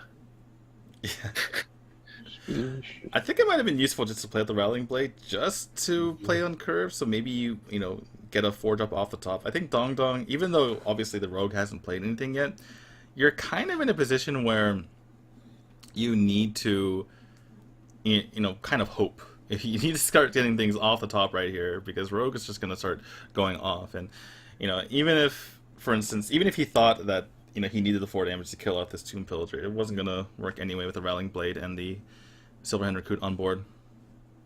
I think True Solar Champion is like a super big deal in this matchup, and not having that aside of Dong Dong is really going to hurt him here in the mid game, because often you can just 2-for-1 them. Like, regardless of what the Rogue wants to do, True Solar kills basically all their minions. So being able to do that in the mid game is kind of one way to stave off their early pressure, and then they can't really get there to burst you on the end. But instead, you kind of have to do it using humilities and things like that. So now if they play Big Van Cleef, you have to play it a little differently, and it's just generally not the way you want to play the mid game as Paladin. I love how after having buffed the Tomb Pillager back up to 5, it's a nice white nice white number, and he's buffed and he's nerfed at the same time. If you look at him, he's just kind of like sparkling with all kinds of colors there, but he's going to get taken out by this True Silver Champion right now. Dongdong could have actually gone for the Rallying Blade and a dude there. Not sure if he needed to go for this in particularly because it kills it kills like a Drake, for instance, but I guess maybe that's what he's thinking, right? He kills a Drake this coming turn. Yeah, I mean, that would make sense. That's the more common turn 5. This is super awkward, though. Now you have to consecrate basically 1 minion, because the Thalamus doesn't really count, and then that's it. And you're just going to kind of concede the board again. Now you don't have consecrate or equality or pyro, so you have none of the pieces to that, and then the next couple turns, everything you play is just getting sapped. Yeah, and you're terrified of sap here. And it's going to happen, you'd imagine, because this auctioneer is going to draw 5 million cards now, some of which will be saps. 5 million cards. In fact, he did. It's a lot of cards. What but yeah. are you doing? Hamboy's getting. So I'm going to defend Sleepy. I've got him down as a good rogue player. I think this will all come to light next turn. This is just fine. This makes sense since he has the second Gadgets in. It does give away to Dongdong that he has second Gadgets in, though. Basically, this is a huge, I have second Gadgets in my hand, or else why would you ever just go Gadgets in plus backstab? Especially because Dongdong knows he has a coin in his hand from the Tomb Pillager. But Dongdong's thinking, okay, I have to deal 2 Gadgets in now. What is the best way to go about this? And just goes for the, Infested Tauren. Probably going to play out either Rag or Tyrion next turn. But I think he wants to bait out the sap right now. Yeah, this would be definitely a good way to do it. Then you just go Tyrion, Rag, and hope they never deal with any of that stuff. But I think Sleepy Shaman has a way to deal with this Doomsayer without sapping. Well, he couldn't sap if he wanted to, but he's going to be able to deal with it anyway. There is a Van Cleef. Can he do it while Van Cleefing is the question now? Yeah, you just have to use a Vis. Right. Just punch a Vis, trade Van Cleef, and it's like an 8/8. Yeah, seems good. I guess his question is, does he care? I mean, to himself, not, do I actually care about this? His board's fine, I can just go on with it. I think he cares. I think he's going to clear up, but there's just the option to just let it go and do it all again next turn. He's actually going to go for the SI here, just to get the nice clear on the board. I think he's maybe afraid of equality. If 1 equality comes out, then the Van Cleef dies, and if there's equality plus activator, then he saves the Van Cleef for perhaps a future turn, but sometimes I think just giving your opponent the ability to do something like this and not get punished too hard is it's sometimes risky to play too safe. Right. It's working out well for Sleepy. Like Dongdong there, the problem Dongdong had was you're almost certain your opponent has sap in their hand at this point. So you don't want to be putting minions down. Like, I don't know how far through Sleepy is, but I'm going to guess it's 20, 21 cards through his deck. Well, he's only gone through 1 Gadgetzin cycle. He hasn't played a single Drake. He hasn't played a single Fan. So I don't think he's as far through his deck as it would appear. Still, even once you get to like halfway through, right, you expect us at least 1 sap to be there at 15. And he's definitely at least there. Yeah, so I think Dongdong's probably going to bait out the sap with the Rag, because at least Rag will get something done, even if it's just face damage. Yeah, I'm just trying to figure out what Sleepy Shaman has. Like, this is like the first world rogue problems, I guess, where you just have so many cards and so many options that your turns are really hard because you actually have like 50 different options to Right, play. but Yeah. but there's limited resources with the rogue, so if you don't use all these options correctly, you might just run out of damage. Yeah, that's why Rogue is like super difficult. Why basically nobody not named Chess Dude plays it right now. Right, and this exact situation, until that card was drawn, I'm going to say Sleepy Shaman's playing around all the healing and Dong Dong's playing around the saps, and none of those cards were in anybody's hand at that point, which is making it interesting to watch, because you sit there going, why don't you do this? Well, why they're not doing that is the cards I just mentioned, the healing, the saps, and Dong? it's just... Yeah, Dong Dong sees his opponent with a ton of cards, and he thinks he's dead. So I think he thinks the only way he wins is if this Rad kills with a Tomb Pillager. So he takes the trade, which makes him take less damage. He also, by the way, probably knows that Sleepy Shaman has second. And that's Garrison. lethal, by the way. Yeah, and Dong Dong suspects it. So I think he's one off. Am I wrong? 11 and... Yeah, you're right. He's one off. I can't count. 5, 10, plus 6 is 16. Yeah. I mean, you can just Leroy face fan conceal and like never lose. Or I guess you just heal for 20 if you're the paladin, then you can win. So maybe not. there's healing options. You can fan for Cold Blood here though, right? Cold Blood's exact. Sorry? If you Fan of Knives here and you get Cold Blood, you just win. But then Yeah, he wouldn't have he- enough mana. He could do that if he had 10 mana. But he only has 9 mana. No, because 3 + 5 is 8, and Cold Blood would be 9. You don't have to deadly if you get Cold Blood. Oh, right. You're right. Sorry, my mistake. Well, he doesn't get it off the draw either. So he's going to go with the conceal and get some damage to the face while he can. And going to use the prep afterward. Picks up the sap for the rag. That's got to feel bad. Wow. That's so massive now because Dong Dong can't heal and rag, or can't heal for anything worthwhile and rag on the same turn. And Dong Dong doesn't have an equality or an equality activator, so it's not like he can just deal with this board. He did, however, see that Sleepy ripped that sap and instantly played it, so he can make a judgment that there's no more saps for now. Just go back up to 30. Not a bad plan, I guess. Yeah, Dong Dong realized he just needs to heal as much as possible. No use in playing anything else. Maybe he can kind of hold on here if he can deal with this board coming up. He does pick up an equality activator, at least in the Pyro, and he does have 2 equalities left in his deck, so that is his last-ditch effort. I think here is the Rogue. You just deal as much damage to face as you can while making as big of a Van Cleef as you can. Because it's pretty hard for him to deal with the Van Cleef and heal. Humility, he's already played 1 Humility. Sometimes it's a 1-of, and if he doesn't have the second one, you'll just win a lot of the time. I guess Will he be worried about Pyro equality? Because he Pyro hasn't seen it. equality would be kind of annoying, but then the only healing option left for the Paladin is the second Forbidden Healing. Right. And it looks like Sleepy Shaman is running out of cards, I believe. But He's getting really close to lethal. That's cast a mouth, I haven't counted it, but it's getting really close to lethal here. by the way, Dong Dong's slightly fortunate that he didn't heal a 30, because otherwise Shadow Strike could have brought him down to 25 again. One of those weird things. But he's getting pretty far down. He needs equality right now. And even if he does get equality, he needs a taunt as well, which doesn't make any sense because you can't taunt like both those things at the same time. Yeah, so that's just it. If he already had the equality or something for some reason, and he had a forbidden healing off the top, then maybe he would have been able to win that. But Sleepy Shaman able to come out here with a victory against Dong Dong, and Dong Dong goes up there, loses twice in a row, and sits back down.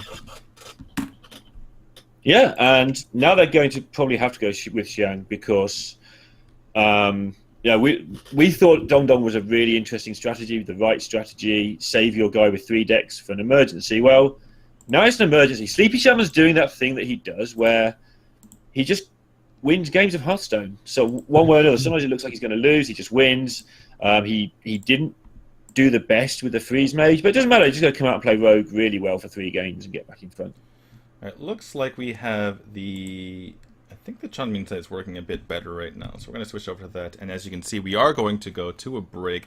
What is the score right now? It is currently 4-3 in favor of E-Star in its best of 17.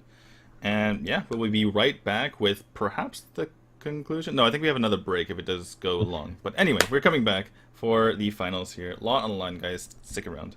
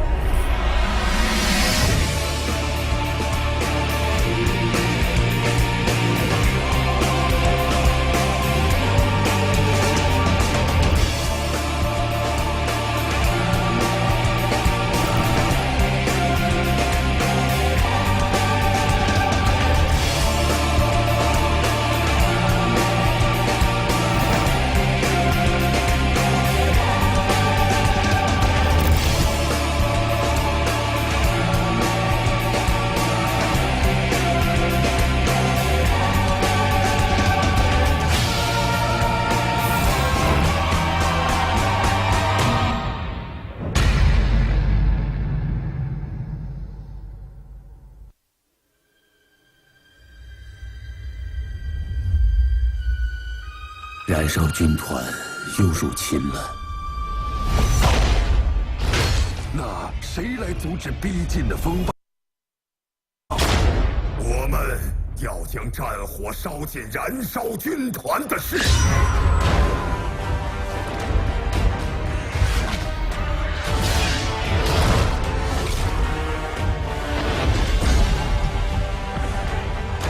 我找到自己的道路了。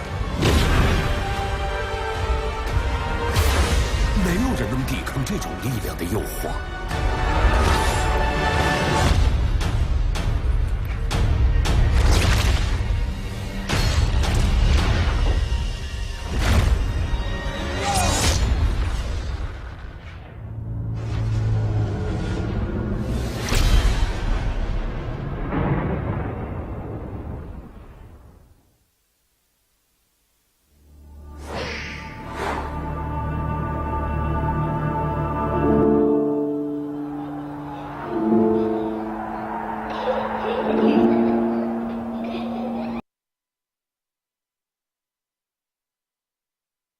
看，每个母亲都希望女儿能过上更好的日子。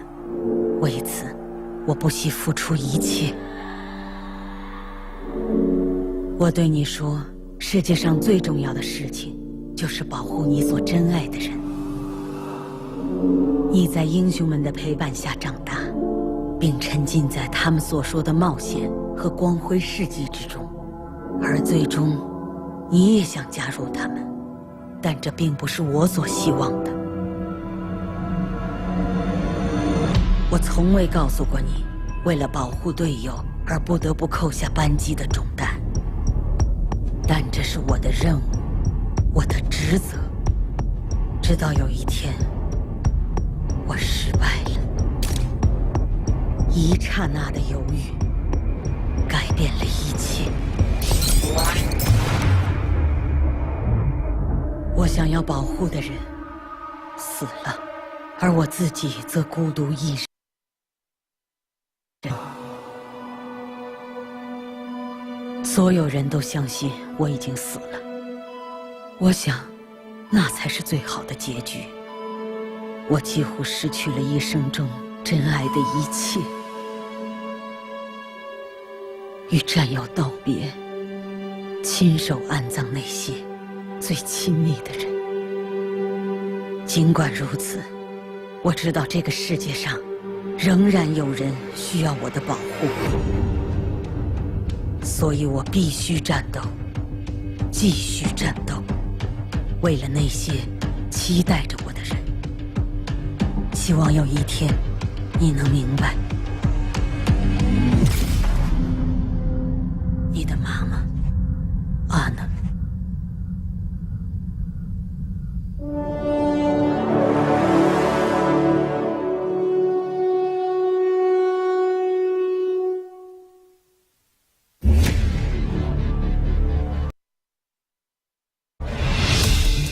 我正在占领目标点，有人想来吗？我需要治疗，我来治疗你。我们得击退他们。消灭这个目标。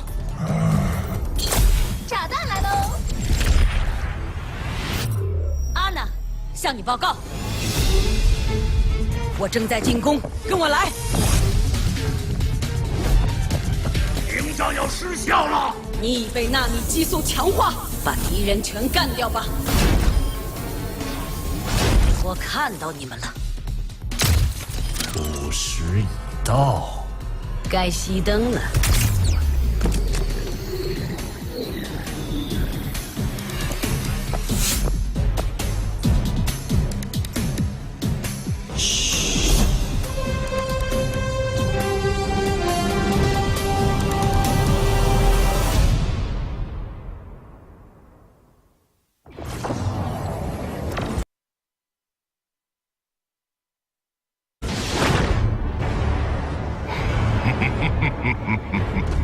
这些傻瓜已经准备好要对付我了，还装得有模有样的。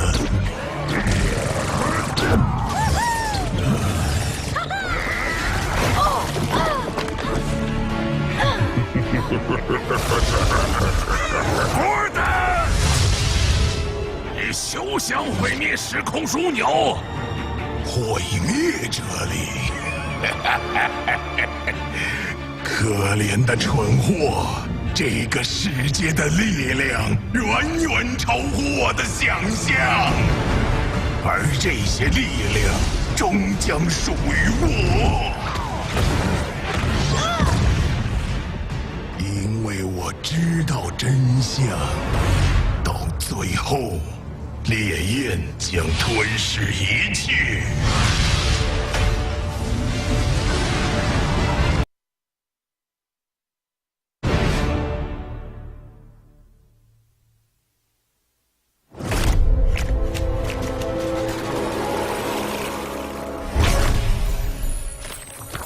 只有意志最坚定的人，才能获得元素之力的青睐。有一位萨满祭司，他的悟性超越了所有人。让我们聆听他智慧的结语吧。伟大的愚人先知 Morgul。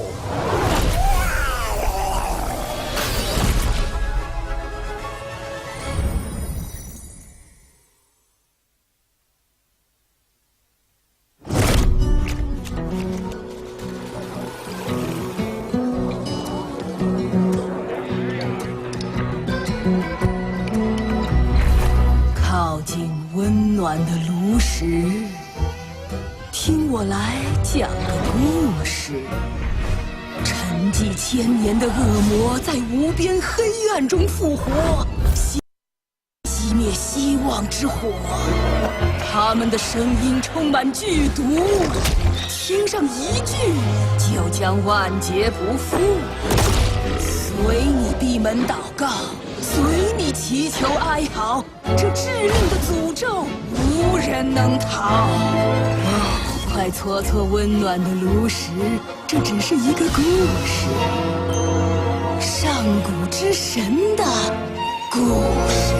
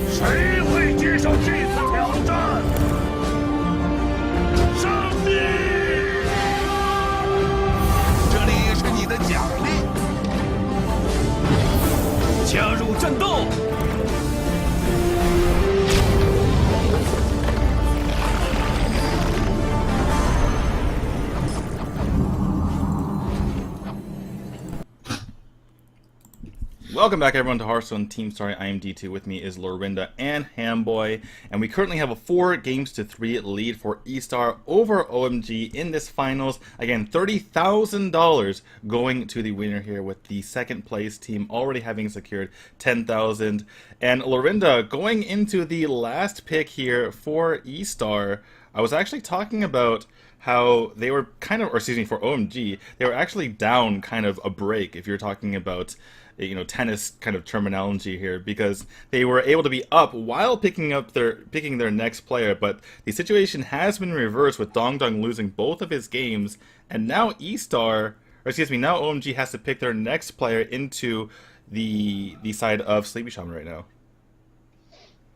Right, and that's just a mess of a position. You sent out Dong Dong, it looked really strong, but it did rely on the Shaman beating the Rogue, which is something you can realistically expect to happen a lot of the time.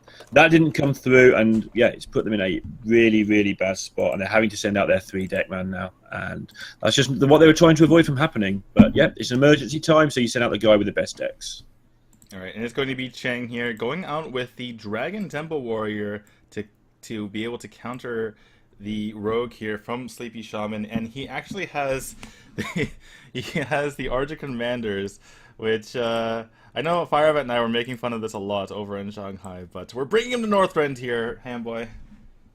Yep, it's gonna be good. This is a good matchup for Dragon Warrior. I think the extra charge minions are gonna help. You just go face, and then, well, they don't play healing, so just deal 30 damage. Rogue also struggles. Like, you play a lot of big threats for a face deck, right? You play two 9/9s basically, a Rag, a Grom, sometimes a Deathwing. Like, you only have two saps, so like, you're good in the early game, you're good in the late game as well here with the Dragon Warrior deck. Yeah, you just put so much pressure onto the Rogue that they have a hard time coming back from it, and we haven't seen any healing yet in Sleepy Shaman's deck, so we assume that's not going to be there, and if Cheng can put the pressure on, it's very, very hard to deal with. And this hand's disgusting. Yeah, what a hand. Just smack him in the face right away with that Alexstras's champion. The Fairy Dragon can't be dealt with by the Rogue unless you have SA7, but Sleepy Shaman's going second, which means he doesn't have a natural way to use the combo on SA7, which makes this Fairy Dragon almost impossible to deal with for Rogue.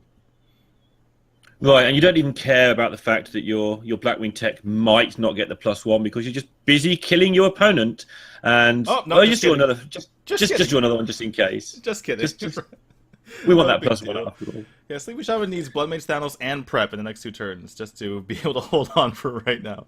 And that is neither. I suppose you just Shadow Strike this and just kind of hope that your opponent doesn't have a turn 3 play, which can happen sometimes. You also imagine punch the Fairy Dragon, I think. Sleepy Shaman's planning how his Druid is going to beat this, I think. we will see the next turn. And again, the damage that Chang is getting to face here is permanent damage. The only way for Sleepy Shaman to heal up is to kill his opponent first. It's just like that's the only way that this is ever going to happen. We've seen his whole deck. There isn't a Farseer even in there, I don't think, to even buy some respite. It's just literally no taunt, no heal. You've got to kill this guy. That's a good topic, though, the prep. Now you can kind of be even on board. It's not going to last for super long, but you have a fighting chance at least for a second. Yeah, and like you mentioned, able to take out the blocking technician. The only problem with making that move, wow, okay, when things are going well for you, things are going well. Cheng already had a play. He already had a reasonable play with the Ravaging Ghoul to take that guy out, but no, that's not good enough. We're just gonna go ahead and curve right into this Twilight Guardian. No big deal. Yeah, you do kind of give a semi-favorable trade, but you just go right back into it with Ravaging Ghoul into Fairy Dragon, and he takes a ton of damage, like already down to 12 on the side of the Rogue. Like, and the other problem here isn't just a case of Sleepy Shaman not dying. It's like even when he gets back into it, he's going to have no way of. If he does stabilize somehow, it's not stabilizing. It's just buying time because this damage is just going to keep coming and coming and coming from Zhang here, and he's just going to really hurt Sleepy. Doesn't even play the Fairy Dragon. He's like, I'm going to smack you in the face right now. And by the way, last turn Sleepy Shaman could have gone for something like Tomb Pillager and just, you get the value trade like you mentioned, Hamboy. But this is where face damage can turn into value, can turn into actually giving you the board, because Sleepy Shaman was so worried about his health that he needed to make sure that he cleared the entire board. Yeah, better. Wow, okay, that works as well. I think Cheng actually just smacks the face again. He already committed the first charge to the face. I don't see why not, committing the second. It's not like you're getting through a taunt anytime soon. I guess it's just a thing that you might do in a taunt. It's like it really doesn't matter either way. But if I'm wrong and there's something I've forgotten, I'd rather have it in my hand. But I think you're right. I think the correct play is to hit him in the face in case you draw another one. But yeah, there could be the punish coming up soon. If he does have Malkorok in the deck, if he does have a second Fire War Axe, which obviously he does, then that could come out. That could be problematic. Sleepy Shaman realizing he needs to kill his opponent in like 2 or 3 turns at most. So he's gonna just commit to the Kobold right now. He gets a 1/1 for his troubles. And Cheng, can he finish out the game? I mean, he does have the Black Encryptor in hand now. I'm not sure. Well, that's just game, isn't it? 3, 6, 9, 11. Yeah, 3, 6, 11. Oh, even the 11, yeah. So, was it the best idea to sap the Black Encryptor? Because he knows with the dragon in hand. And I guess there's nothing else he could have really done, I suppose. You take 5 or you take 3. Well, that's true. I guess he was down to 1 regardless, so that is true. And it takes 5 to be minutes fair, his decision to hold the weapon there had things been drawn differently, would have given him options to deal with, say, the Violet Teacher or something else. So he just kind of play around that sap plus other things a little bit there with the weapon decision. So it didn't matter either way in the end, but it looked like that was an okay decision. I typically deal with the Violet Teacher by dealing with Valera. But just kill the face. Yeah, just kill the face. Violet teach that. All right. Well, anyway, we're getting to this next game, and this is a matchup that we were talking about before this broadcast even started. And you know, it can be problematic for Druid, but there are ways to deal with it, and one way to deal with it is to just cheat your opponent by having too much mana. Right, it's an insanely complicated matchup as well from the Druid side. From the Warrior side, it's a lot more easy. You just kill them really quickly, and anything that they do, kill that as well. Yeah, so but the Druid has a lot of difficult decisions to make, and he's got a lot of difficult decisions already.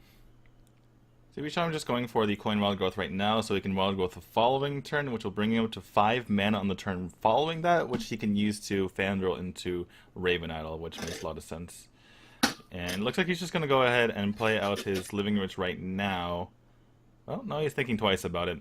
It's really bad if your opponent has Ravaging Ghoul, so I can see I was going to say, he was about to do it, and then he's like, oh yeah, Ravaging Ghoul's a card. But you can now you can just Raven Idol, because you don't really care about the minion, and now you'll get like added value from your roots later. You kind of do care about the minion, though, I would think. Yeah, you're running out of cards, so I think the minion is just a way of filling your hand up with something to do on turn 6 and 7 a lot of the time. And yeah, it might be a Yeti or something, try to get something along those lines. Just an okay 3/5 or 4/5. Even like a 6-drop would be nice here.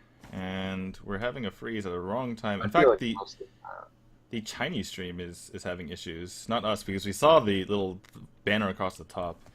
Alright, well, you can have a 7-mana 6/6, and if you have Druid the Claws, which typically the Chinese players have Druid the Claw in their deck, different from the scene. I think you just take Wolf Rider, because it's just removal. Mm-hmm. Yeah, Wolf Rider can just run into something. That is absolutely true.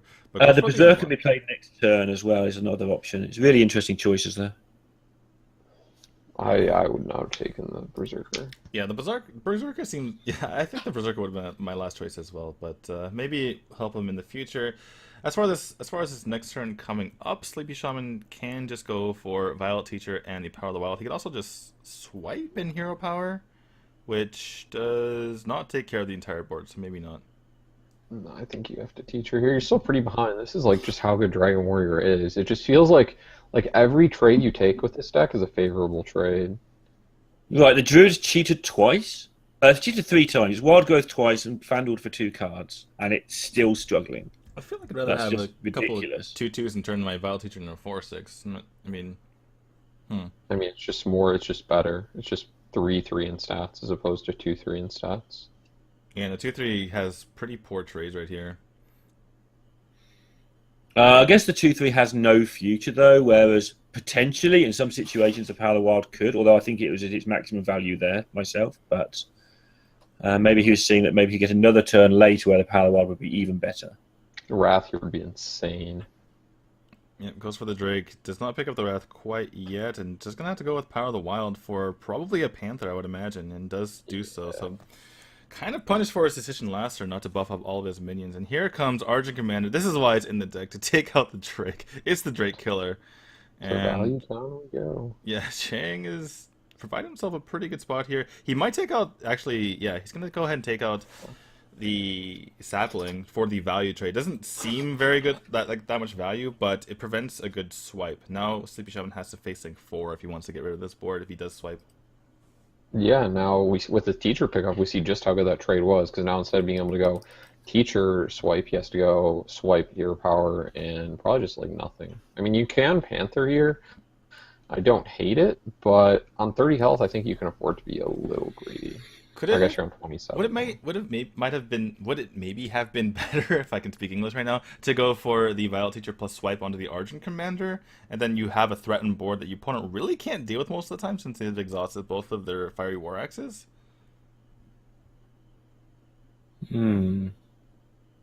Maybe? And now he's gonna have to go from scratch. Well, never mind. Play the Rag out. That works too. This is what you do. You just rip Rag off the top. This is a really big 50-50 though. It goes to the face, which... Well, now there's a rag coming back the other way, and this is, again, another big 50-50 here. And goes to the face. Rag just loves the face. So that's Young fine, just right? laughing away. And the mulch off the top. Mulch off the top here. That is absolutely beautiful to see if you're Sleepy Shime.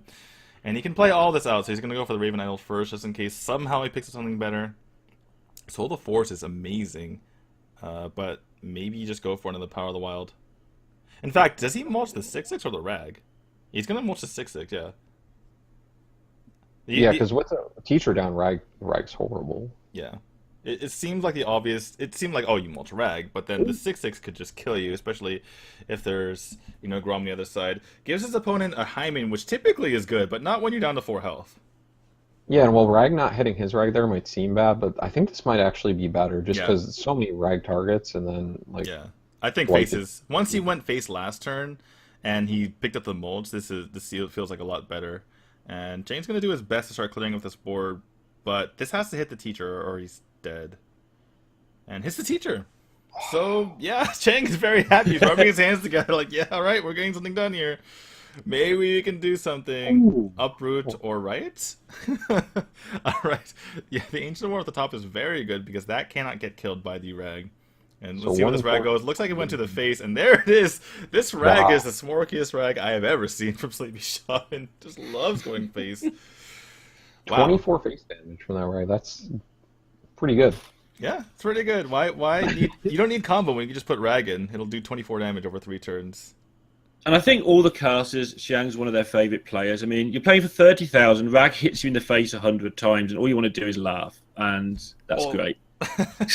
Well, it's probably not what he wants to do, but it's what he does do. I just loved him rubbing his hands together after it killed the Wild Teacher. It's like, I'm still alive. We're in this. We're in this, guys. But that is going to be the Warrior taking out here on the side of Chang. It's going to be a 5-4 lead for E-Star. And again, these are the 2 players with the 3 decks among them. So whoever goes down first, it's a really big deal. Right. Sleepy's mannerism of when he wins a game. I mean, all players drink. You've got to take on brain fluid whilst you're playing. But all Sleepy Shaman's thing, when he wins a game, he always takes a drink of water. And he hasn't been doing that today. And today he just started doing it again. He's like, I'm going to be here a while, guys. This is my chair. Here's my drink. Well, you saw him. He was yelling at some like admin or something. He's like, I need water. Give me some sort of drink here. Yeah. I would just just ask him to grab me, you know, at Tsingtao a beer while I'm up there. It's like, you know what? I've done my job. That game deserves a beer after that one. That'd be pretty intimidating if you're like sitting up there trying your best, and your opponent's just like sitting up there casually with a beer, like just hanging out like it's a normal Tuesday night or something for him. I want to see someone who has, you know, in a huge match, but a person who's already had a ton of winnings and a ton of, you know, tournament prize money, maybe like a Firebat or Kalento just sitting up there with a drink and just chilling out. Osaka, maybe. That'd be one that'd be interesting to watch. Osaka isn't one to drink during matches, but he gets pretty crazy during parties. Yeah, I had the pleasure of hanging out with him after DreamHack one day. That was a good time. But there's a rumor that he kissed Raynad somewhere or something like that. There's just a picture of that kissing Raynad's forehead. It's Seed Story. There's also a 1,000-word article somebody wrote about it, which I read entirely. Oh, is that Modern Leper's article? Yeah, I haven't read it yet, but it's meant to be fantastic. Yeah. That's something I needed 1,000 words on. He needs to be a pro Twitter person. Anyway, back to the game in hand that they're playing for $30,000.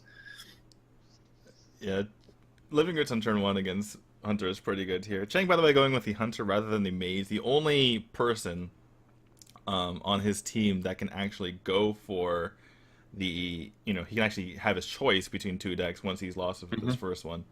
And let's see if this hits a sapling. It does. Normal things happening so far. Ooh, what is that? It's a Dread Scale. Wow, that's wacky. New card block, champ. I think it's decent here though. I mean, you're not gonna get. Maybe you get better value against Teacher, but like holding it for that is like, I think it's pretty greedy. So this is fine. Yeah, 4-2, not the worst shape against Druid either. It's not a comfortable thing for them to clear up a lot of the time. Well, Wrath off the top clears it though. It clears it, but like you're wasting a damage. That's why I say with 4-2 is not a bad shape. The stats are in the right places rather than say a 3-3, which is kind of the same deal. Right. And it takes this whole turn, right? You just develop with initiative again. So you're constantly ahead. He didn't ramp, so like as long as you're constantly developing things before him, eventually you just get to the end of the game where your cards are ridiculously OP. You just There's play. ramp though. We found the ramp. We found the ramp, guys, and that's going to turn his Vile Teacher into a 3, swipe into 3. Doesn't have the ability to go for swipe, or excuse me, for Vile Teacher swipe next turn. But I imagine Chang's just gonna go for the Deadly Shot right now. You can't really freezing trap right now because if you do play that out, Sleepy Shaman just sits there and gets infinite mana for the next few turns. Well, and you want an excuse to play these deadly shots anyway. You know your opponent's playing a token deck, and these cards just get worse as the game goes on. So an excuse to kill a 5/5 for 3 mana seems like a good excuse. 5/5 for 3 mana with huge upside if you leave it alive. Yeah. Yeah. One of those things. One of those cards. This is he just kind of has to Azure Drake. That's an awkward turn, and it's gonna get frozen here, I think. Although actually, if you freeze it, it's pretty bad because it just gets like swipe value. Yeah, it does cost 7, which is 7. problematic. Let's see if he picks up something. Nope, loses with the Carrion Grub. So it's one of those decks which wants to have the Carrion Grub for the Houndmaster, but even without that, Chang's still doing reasonably well. He needs to kind of pick something off the top unless he can get use out of the Deadly Shot plus quick, or excuse me, plus the Freezing Trap. But Sleepy Shaman gonna get that Vile Teacher out with that swipe right here and try to get back onto the board. Ooh, high man on curve. That's a high man on curve. If he didn't pick that up, he's in a lot of trouble. Like if he picked up Yeah. like Fire God there, his turn is pretty bad. I don't know. He could have just traded the King's Outlook into the 1/1, used Deadly Shot, and set up the Freezing Shot for future turns. So I guess it's okay, but it's definitely not like world breaking. This is pretty nice though. The double teacher value. What? yeah, you know it's pretty nice when Chang just kind of laughs and he's like, "Really? Did that just happen?" But yeah, I guess we're having some intermittent freezes, but that's okay. And the Mokshan Warden, I haven't seen that card in a while. It's a good way of dealing with a bunch of 1/1s. Just play a 1/7. That's the shape you're looking for, but that's a really awkward pickup now. This Houndmaster is something he'll really want to get on the board before he runs out of beasts. But this Mokshan Warden is something that deals with the problem in hand quite well. I think it's Deadly Shot time. I think it's yellow Deadly Shot time, and then you Houndmaster. So like you trade into a 1 first. I think a yellow Deadly Shot, and then you kill off the Vile Teacher on the right side. Because I think 50-50 and then guaranteed kill the Vile Teacher is better than the other way around. And if he's playing a Deadly Shot, he's doing it in the wrong order. Definitely wrong, right? This is have that. You can either kill the 1/1 and almost guarantee to kill a teacher with a Deadly Shot, or you wait, you Deadly Shot and take the 50-50 and then kill the other teacher. And he went for a guaranteed kill 1/1. Definitely wrong. Oh wow! You just force power here. And, like, how do you ever lose? I mean, you lose some, I guess, but yeah, this is insane. He should trade in New his combo first, though. Yeah. Yeah. So he does that. Yeah, the new combo, Force of Nature, Power of the Wild, and he's able to kill off this Houndmaster as well. And that is a massive board that I don't even think Power of the Wild can deal with. Wow. Rip. Yep, Power of the Wild. So- just hope. I think you just go face here. Yeah, you just hope that you can get there somehow. Yeah, you're never winning board back here. So Unfortunately, Morcushion Warden isn't very good at going face. He only does 1 damage, and there's another Power of the Wild. You need to trade off something first, right? Yeah, you trade off like a 2/2 or something. I mean, it kind of makes your trades worse. So I don't really know if you have to. You can trade off 2/2/2s and then do it, I guess. Yeah. Yeah. All right. Well, regardless of how he does it, Chang is just doesn't even know what to do with himself right now. This is absolutely ridiculous. So much damage going to face right now, and I don't see any card in Chang's deck that can get him out of this one, unless he innervates into Deathwing. Deathwing will be good. Deathwing would be a good card. I mean, second call is like This is the basically best dream. you could have hoped Yeah, this for, is the but- dream for Hunter usually, but not when Sleepy Shaman has what he's done so far. Mokshan Warden time. It's baby. Mokshan Warden time. I was about to say what he says when he comes out, but I totally forgot because it's been so long. Something to do with Germany and Brazil, I think. Something to do with Germany and Brazil, obviously. Alright, well, Freezing Trap is actually not too bad here because you're forcing back a 2/2 essentially. So you're kind of staying alive as Chang. Chang is, well, there's Yogg, which is Oh boy. pretty good. You're ahead. It's You dead did cut. play it, right? Yeah. Just don't blow yourself up with Yogg and you're good. We actually discussed this before the cast as well, is the times you don't want Yogg, because some people have been taking it out, and I guess this is one of the times where like you'd rather have basically any other card. But Right, I but mean, then worst case doesn't scenario, matter. you fall behind and then you just catch back up with Yogg. So that's where I don't agree with it. In any case, Apprentice you coming just right want back onto the board, and we'll see if this Call of the Wild can make anything happen.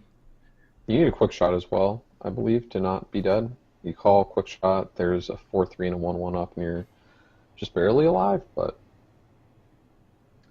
Is he dead on board right now? He's not dead on board. 5 on board, and then. Well, I mean, he's dead on Two in hand. hand. Yeah. Yeah, Dead in dead on hand. hand. Yeah. Yeah, it's not a concede situation, but it's a loss that we can see. And things are looking pretty bad here for OMG now. Started out really well, 2-0, and they even had 3-2 going into their next pick. But now that is going to be, let's see, 6 games to 4 in favor of E-Star.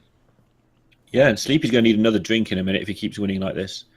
Need a Probably bath. champagne at this rate. He hasn't got far to go. So when he came to the table, it was 1-2. He instantly lost with Freeze Mage to go to. Oh no, he won one game with Freeze Mage to make it 1-2. It was He 3-2, wasn't it? It was. Yeah, it was. Yeah, No, it because was OMG had 2-0. 3, right? So it was 3-2, and then it went to 4-2, I think, and then now it's 4. It was 2-0. Stone was 2-0 up because he beat Robin. Sleepy then played Freeze Mage against Zoo to go to 2-1. He lost with Freeze Mage against Rogue to go to 3-1, and it's just gone nuts from there on, basically. He took it to 4-4 with the Rogue, and now he's winning with a Druid. And So this is a really interesting matchup. The other day I was casting with Jay, who loves Freeze Mage for some strange reason. sick man. Yeah, sick person. And he was arguing that Freeze Mage is actually good against Druid because there's no combo. I was arguing the opposite, and just because the Hearthstone gods hate me, it went to a situation where Druid basically had they had spells for the first 10 turns. He didn't have a single. He had like one minion, which was like a Mire Keeper, for the first like 10 turns, and Freeze Mage just got to sit back and do whatever the hell it wanted, and eventually won the game. At least for Sleepy Shaman's sake, he actually has stuff to do now, though.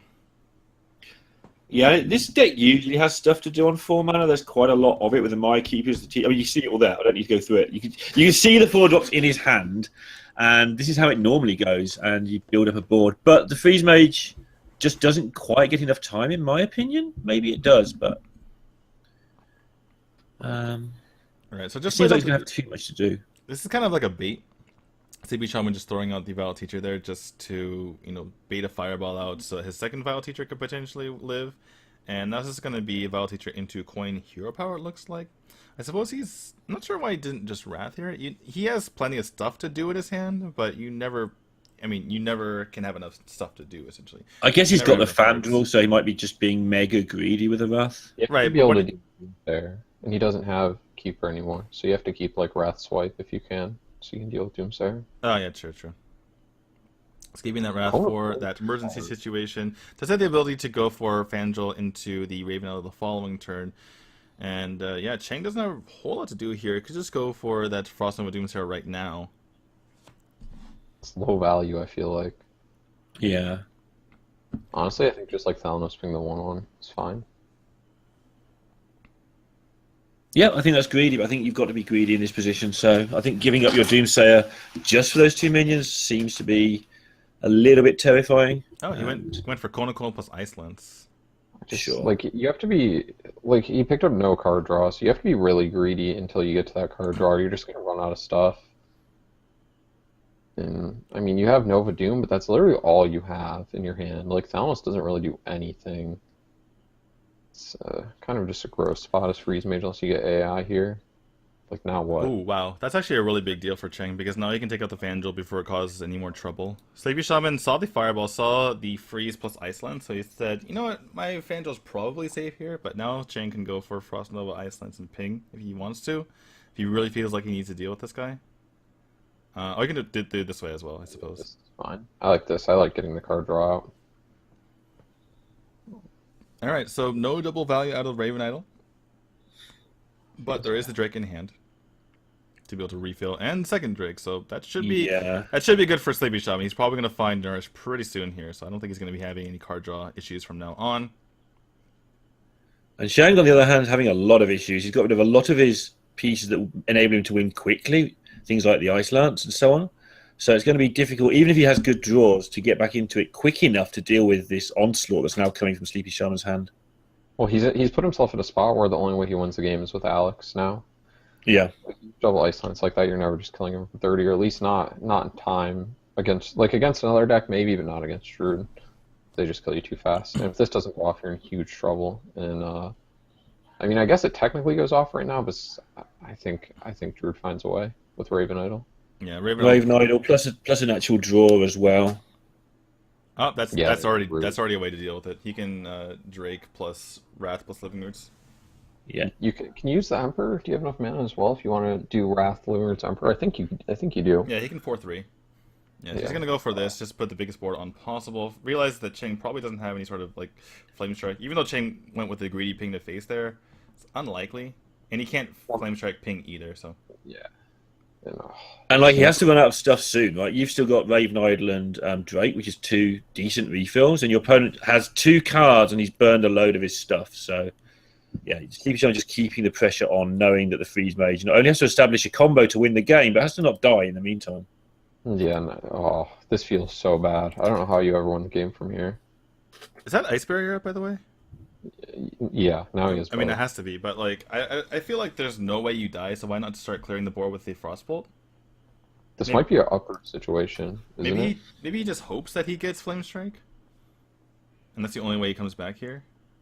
I think that honestly, like the only way you win is you go like AI into Acolyte, because you just need you need cards.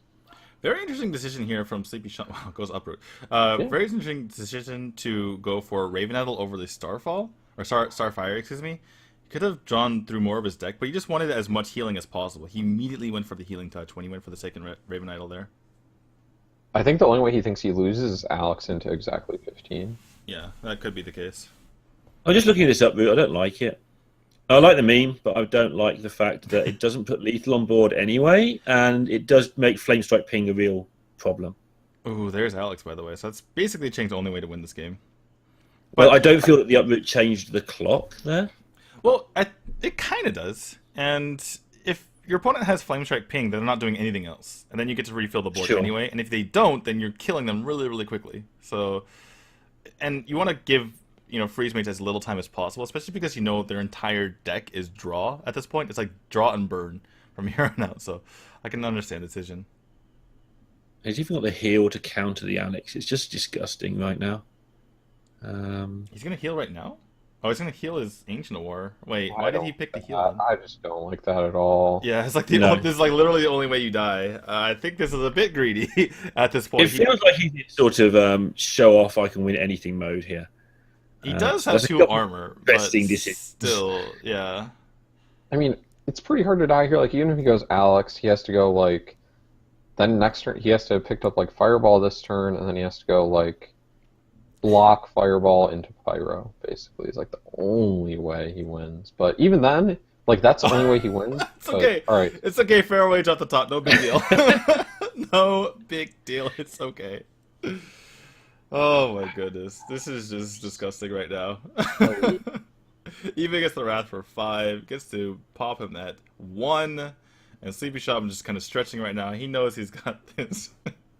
Despite some... Send more water for Sleepy. Oh my goodness. Even though we don't agree with this play, Sleepy Shaman has completely commanded this game so far. He's gonna win Team Story by himself. He's gonna have 6 wins now, I believe. Something like that. Yeah, he's beaten everyone since Stone came out, so that's going to be 5 wins here for Sleepy Shaman. I want to see a picture of Rosicky right now. He's probably just praying. Please don't let me have to play any Team Story, because if Rosicky has to play, it might actually be important now. If Rosicky wins $30,000 without having to do anything, this will be very funny. And yeah. And Jason Joe won't be very impressed. It's like, I'd like 30,000 without doing anything, thanks. Well, I think they gave it to him anyway, right? They spread it among the team. Yeah, we spread between the whole team, obviously, but yeah. Maybe 90% goes to Easter anyway. I don't know. But yeah, it's going to be it here. There's really no way for Cheng to do this. Deathwing won't even save him now. And yeah, Frostbolt to your own face, I think is the play. I don't know if you guys agree. I prefer ping, but personal preference, really. I prefer timing out and emoting for 90 seconds. Wow. So How much I hate my opponent for playing Druid. Chang with 3 decks defeats 1, goes 1-3 despite playing what was supposed to be the counter there. So they sent out the first counter, he got beat 0-2. They sent out the next guy with 3 decks, and he went 1-3. And Sleepy Shaman just tearing through this final on his own. Yeah. And now, like, if you look at Hutogu's decks, like, you have a flip, because you have the Druid Mirror, and then you have, like, his last deck's Priest. This is how every single match of the playoffs has gone so far. Is Priest is very sad at the end, having to win 5 games in a row. That's one of the things we're discussing again before we streamed today. Is that when your counters get beat in best of 17 last hero standing, and we've seen a few of these now, so we're starting to be able to talk about it as if we know what we're doing, rather than just this format we're going to guess like last year. When your counters get beat, quite often you just keep going. I mean, this isn't over yet. He can win the 50-50 and reverse it around, win a counter the other way, and so on. But as soon as you lose your counters, one of the decks can just tear straight through a lineup, and that's what's happening here with Sleepy Shaman. One of the best players in China with good matchups. That's a pretty mad combo to stop. All right, well, we have Hutogo coming out here with a 19-14 record, one of the best records in the league. Typically, you don't get too far above 500. Typically, we're in like if you're in the 60% or sometimes 70% range, you are in that top 10 leaderboard. By the way, we had Bing Xuan winning the MVP earlier this week, so congrats to him. He brings home, I think, like $10,000 for his troubles, which is very nice, even though EDG lost in the first round. Sure, it's a nice little consolation prize, just casual, like as much as the second place for the entire tournament is. Yeah, exactly, as much as second place, and you get it for yourself, presumably, unless they have something in their contract. But, hopefully not. Yeah, here is Hutogo coming out here. Gonna play the Druid. Gonna have a Druid Mirror, and this is very important because if Hutogo does not win this, essentially what I'm getting down to is Hutogo needs to pull off an OMG from yesterday, except not from an even point of view, but from way behind. Obviously, he needs to just kill the rest of E-Star with his Druid deck because Priest is not going to do that. It's not unreasonable that he does. I mean, we watched Sleepy Shaman run through a couple decks now. With his Druid's one of those decks that you can kind of run it into anything and not feel that bad. So, I mean, it's very, very possible, even though it seems like OMG's in a bad spot, for Hutogo to just run the table here and just win the next 5. Yeah, this is a matchup, by the way, where going first is really, really good, provided that you have similar hands, right? But obviously getting the extra card going second is a huge deal here. Hutogo actually is going to go for the coin Wild Growth with nothing to do on 3. Yeah, that just doesn't make any sense at all. I'm not sure what the purpose of this was, but like he has a 3-drop, but it's Feral Rage. Like you're not playing Feral Rage next turn. Just get the. I mean, what does Feral Rage even kill if your opponent does anything with Innovate or anything? All your things are 3/5s anyway, unless it's Maya Keeper, which you're not Feral Raging. So that was unusual anyway. There are no 3-drops in the entire deck. I guess he was looking for this, right? Just get the Living Roots off the top so you can go ahead and Hero Power 1 down, play your own. I suppose. It ended up working out. You can't argue with the results. That's what we should do in card games. Just be results oriented all the time. All the time. Every single time. All right, Sleepy Shaman with 2 Wraths in hand decides he doesn't need 2 of them. Could go ahead and cycle one of them away. And I think this is a trade here. Yeah, that was a trade. And Hutogo picks up an even more ramp. But he's going to go ahead and play this Feral Rage just to provide a threat for his opponent. This could, spur an overreaction. You can't, like, the only way you can kill it is mulch. That's literally I think you have to overreact to this card. Like, you just have to do anything you can to get rid of it. Things go badly wrong if you don't kill Fandral, and things are going to go badly wrong for him right now. Wrecked here. Wow. Innervate even more so. Mire Keeper innervates Feral Rage, or Teacher innervates Feral Rage. I just like Mire Keeper trade, honestly, though. I think it's fine. I don't think there's any reason. I think keeping your Fandral very high in health is very important, because otherwise Sleepy Shaman can either swipe or wrath it. You don't know if he has either of those cards, because unless he has Innervate, there's no way to deal with it. And even if he did have Innervate, that's kind of an overreaction, as we mentioned. So keeping it at this high health, it's very difficult to deal with. And you have 7 or 8 top decks now that just completely wreck your opponent. Things like Power of the Wild, even Raven Idol now. So keeping it alive for those purposes give you a really good chance of just cruising this as well. Yeah. But Sleepy's hand is full of cards, and they're all good ones. So there's definitely ways back for him still. I think I would have played Emperor here. Hutoku just needs to blink, and Sleepy Shaman's right back into this game. I think Sleepy Shaman might have... Well, that's kind of a blink. Sleepy Shaman was kind of scared, just to go to your point, Hamboy. He's kind of scared of something like Nourish, which would completely throw, make the game pretty much over from that point on. So I think he's worried about that. As long as he can deal with this and his opponent doesn't have anything to do. And if there was a Nourish, maybe he gets the tempo back. So I think that's what Sleepy Shaman was considering here. Boy. So yeah, no, Swipe Wrath still doesn't deal with the entire board.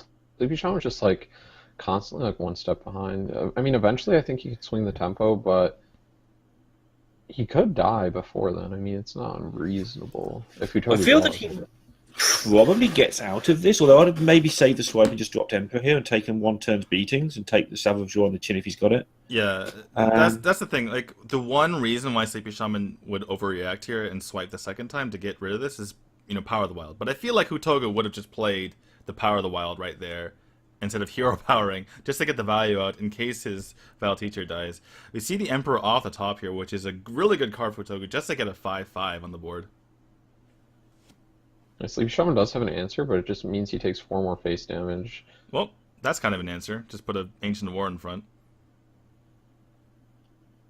So I actually like the face damage version, I think. I think this is going to be an Emperor. Yeah, go ahead and play his own Emperor out here. And his opponent has 2 cards, so maybe Sleepy Shaman can kind of tempo his opponent out of the game. And this is not like the old Druid situation where you just die. Jeez, wow. Oh, it is now. Well, it wasn't like that situation. Well, he didn't die immediately. He didn't die immediately. That's the thing. No, it was going to be really interesting because if Hutoga just top decked, I don't know, Maya Keeper or something there, then Sleepy Shaman was right back in it. But that's pretty brutal. Well, we're going to make a 10-10 to be able to deal with this. And that means a lot of stuff needs to go into it unless Hutoga can pick up something off the top. Mulch is out. Mulch is GG. Savage Raw's also GG, I think. Probably. It looks like... Looks like we have a longer freeze than normal. Unfortunately, we're going to go for a slightly lesser quality because of the frequent freezes here. And Sleepy Shaman not allowed to lose, so... this looks like a lot of things. It was Nourish. Yeah, he got Nourish into Drake, into Innervate, whatever he's going to do here. Power's basically no value, so even Wrath like doesn't line up that great. Well, and I think that's just dawned on him. He keeps his scenarios alive, though. So that's kind of a thing if he does use Wrath here. I think you can also maybe just Wrath like the Emperor. Although maybe, yeah, you just this way is just better actually. You can trade into the Emperor if you want, but I think you're just going face and you just come with swipe. It's a very tough decision to say the least. And he's had to do a lot of stuff beforehand, so he can't really think about all the implications of this move, but he ends up going face in the end. Like you mentioned, Swipe just wins the game unless Sleepy Shaman picks up a taunt right now, and he has to fit in hero power. Nourish for 3 mana is really, or excuse me, 2 mana is really nice, though. 1 mana there. He played it for 3, and then he gains 2, right? So Raven Idol can actually get him healing 3 and taunt. I thought he played it for 1. Or, sorry, I thought he played it for 4, excuse me. That's a Motion Warden. Motion Warden is a taunt. That could work. And then he just needs Feral Rage here. He gets the healing. Or the healing touch. He has 3 healing options. He has all the healing options. Oh my goodness. The thing is, he doesn't get the Feral Rage, though. The Feral Rage would have been absolutely amazing, but does get the healing. And this could be a pretty massive turn here. Yeah, Teacher's Is that a 0 mana Wild Growth? I think it is, right? So you might as well go for 7 mana, so he he can needs still to- play the Warden He and needs other to things. Get something done, though. I think he's going to heal and then innervate the Mogushin. He needs to trade off something, though, or else he can't actually play it. You just play the Emperor, and you're good. Alright, well, he saved himself, and this could be a Yogg turn now here from Hutoga. Wow, what a turn there from Sleepy Shaman. One of the best Raven Idols you're ever going to see, possibly even game turning. Wow. Wildgrowth's a nice pickup here. I mean, at the very least, it's just 2 spells you can play before Yogg. Yeah, absolutely. And I think you attack in first just to maybe activate execute or something like that. Although maybe No, he just you hits the don't attack face. first because it clears his whole board, and you get like you get double cold blood, and you just win. Alright, Dart Trap, Hunter's Mark, goes on his own Yogg. Mind Control is pretty nice no matter where it goes. Okay, he can clear... He has the skull onto the Motion. Okay, well that explains that. And, wow, that 2/7 Motion Warden is very frightening right now. He's getting there. That's one of the few board clears that can hit your own minions. Well, he kills off his own Yogg. And Lava Burst goes to his own scenarios as well. So I would give that kind of like a C Yogg. It was like okay. Must try harder. Guess it killed the 1/1s. Is this just where you counter Yogg? I guess he is. I guess he's just gonna counter Yogg. He's like, let me mind control back my Fandral. I think he's played significantly fewer spells. He's been playing a lot of minions to stay alive in this game. So. Well, he played the Wild Growth last turn. Like last turn he played a ton of spells. Who's getting it? He didn't win the joust. But 7 healing to his face is still big for Sleepy Shaman if he can get it. One of the 3 does get it. Shield Slam does nothing. Polymorph, his only option is the Yogg. Yogg's true form is the sheep. Bigger sheep though. And Session Knowledge is pretty nice. Picks up the Feral Rage right now. And Equality, oh, sheep, you're going back to 1 health. Sorry about that. Picks up a Hunter Secret, but we don't know what it is. Now it's a 5/1 sheep. Now it's a Magma Rager sheep. Which is actually kind of annoying. A raging Yogg sheep. I don't even know what we're watching now. That is a very good, pick up off the top there for Utogu, though. To be fair. I mean, can he ever attack with it though, or does he have to? I mean, I guess if he draws nothing next turn, he doesn't have to respect freezing at all. But right, yeah, you don't. He could have to. Well, I mean, 9-mana Ancient War isn't that bad either, so.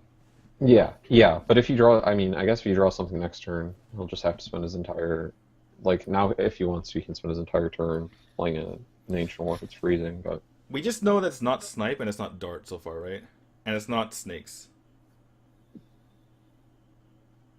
Oh, that's a nice draw. Yeah, absolutely. And now you can test that with a 1/1 next turn. So yeah, just keep that guy up there. No reason attacking right now, and he's going to be your blocker.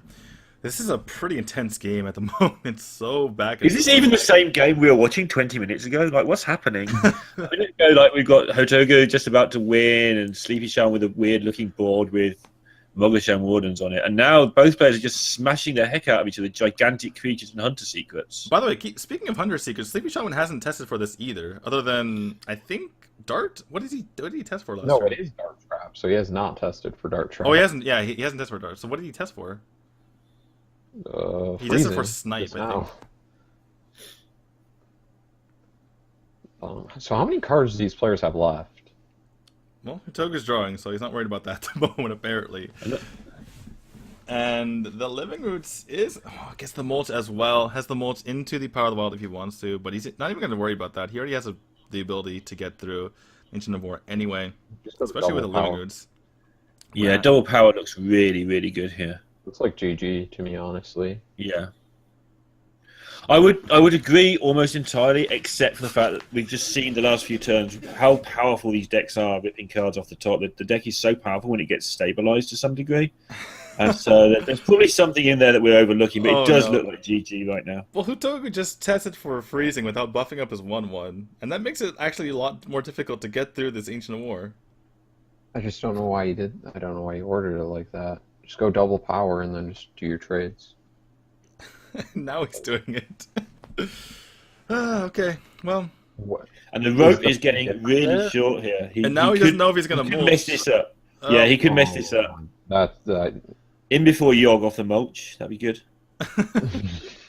And this could be explosive as well. So attack. King Crush. It is. Oh my god. Hutogo could have hit. Hutogo could have killed off one of the saplings as well. He messed up. His hands are over his face. The pressure is getting to him. So Ravenite on to swipe is pretty nutty here. And like, there's other options as well. Like Starfall is decent here. None of those.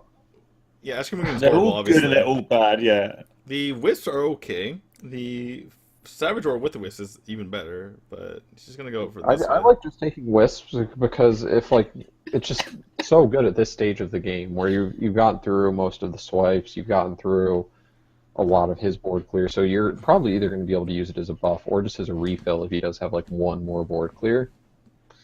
Yeah, I absolutely. think rumors of Sleepy Shaman's demise may have been a little bit premature. Hutoga's going for a minion. He's now got a King Crush on the board. Hutoga's going for a minion right here in this spot. That is absolutely insane. In my I think he opinion. might have. I think he might have completely run out of minions and damage in his deck. He's played a lot of stuff. He's played his Scenarios and his Yogg. Oh right. It may be that he's just got no other repeated damage Four threats he can cards. try and win the game. By the way, with. 4 cards versus 5 cards left. So yeah, you're right. Hutoga is running out of stuff to do.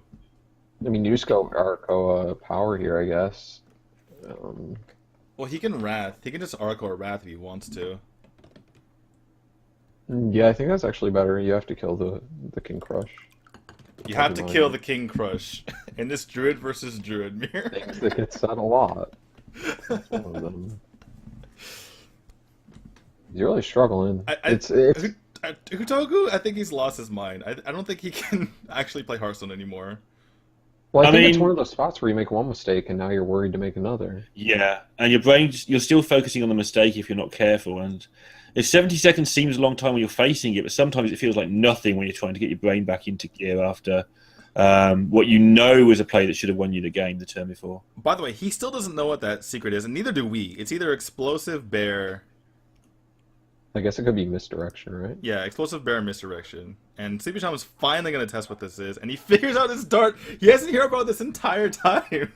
He's like, oh, it was Dart. Okay, I guess. And he's just going to Whips? No. Okay, and he doesn't really want to draw that much, because this could maybe come down to fatigue if something weird happens, but getting the Drake on the field is kind of important here, so he's going to go ahead and do that.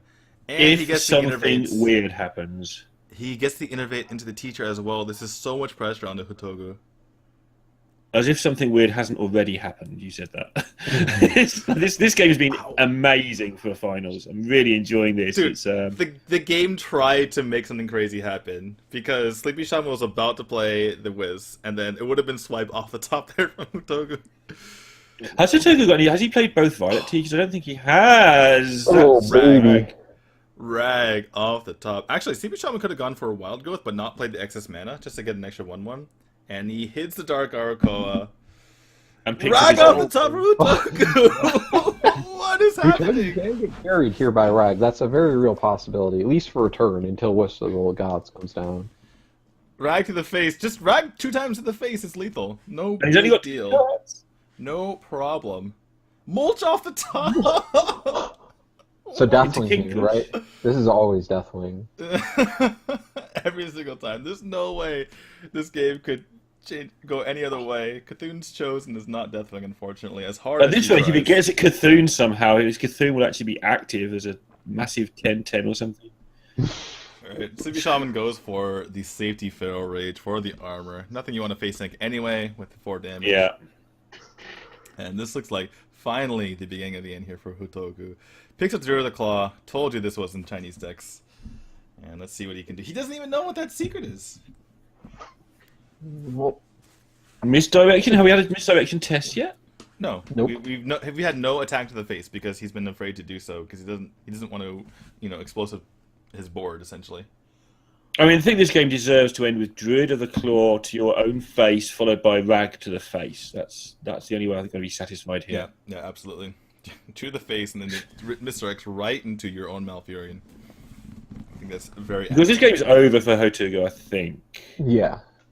Barring some weird Rag stuff that I can't quite work out what would happen, I think he's just lost. Because the Wisp is going to be enough recursive damage to win the game at some point. Why did I he think test that it was- afterward? What? I guess he just gave up on life. He tested that after he played the Cthulhu's Chosen. So is Wisp lethal here? It might 8 be. plus the 8 on board is 16, so yeah, that's lethal. Doesn't even need the Rag. Rag feels sad right now.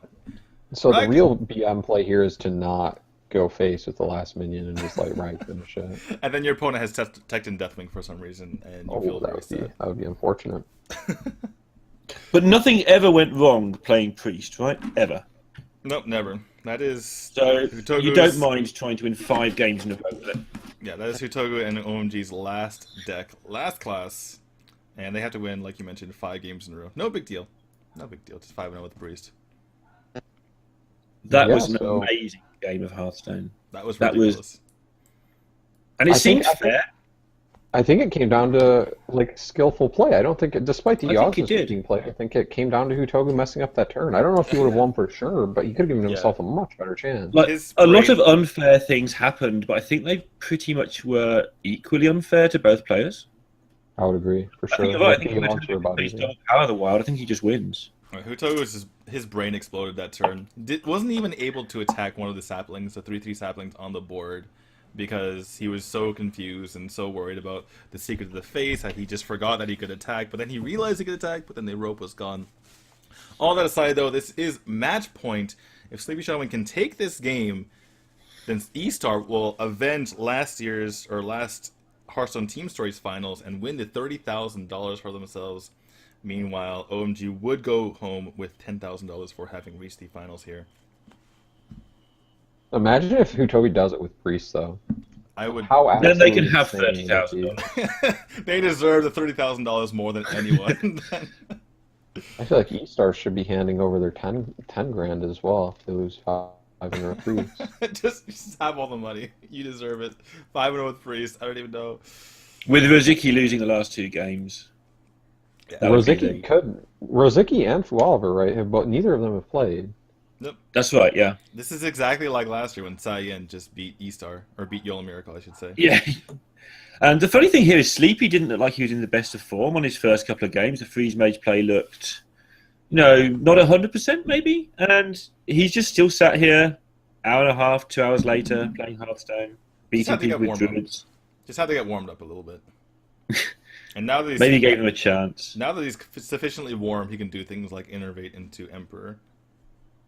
Yeah, This is like one of all those great days. Hearthstone players. Yeah. Like he's in the zone, he's drawing well, and he's playing well, right? Like he's warmed up sufficiently. He's not really making any mistakes. He's got his head in the right place. I think. Like it's hard to beat a good player when they're drawing and playing well. I actually want to see Hotogu win this one game and then Rosicky come out and claim the title. I think that would be amazing to watch. It's like, thanks guys, it was all me. Thank you everyone for your support. Okay. Alright. So Sleepy Shaman's gonna get a couple of 1/1s for his trouble here, playing out the Innervate into the Nourish. Gets a Drake as well. That's kind of what this deck just does. It draws into more draw. And I just want to explain, by the way, because a lot more people have joined the cast as we've gone along. This is not hate towards Rosicky's skill level. It's just commenting on how nervous he gets in these big events. And he's put a lot of work into solving that this year. So I'm not having any dig at him other than a bit of a joke at his expense regarding how terrified he gets sometimes in these massive ones. That was a very creative clear by Hutogu just there. Yeah, nice. I was expecting the Akanai coin circle ping, but okay, I guess you could just do it this way. Huh. Yeah, that's better, I guess. Impressive Priest play, something you don't say very often. I mean, it's got to be impressive for you to even survive ever, right?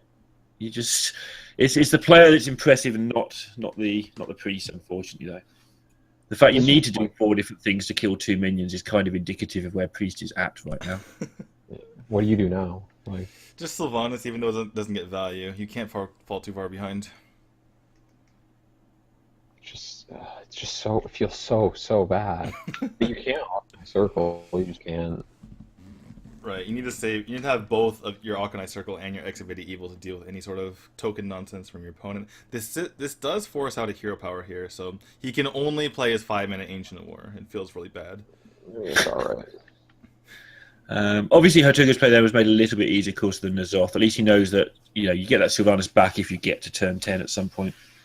Honestly, Ooh, if you 10-5. pick up that's just great. Well, I mean, it's threatening, right? You leave I that on guess the it's board, it kills fine. you. Dies to Entomb and Death anyway.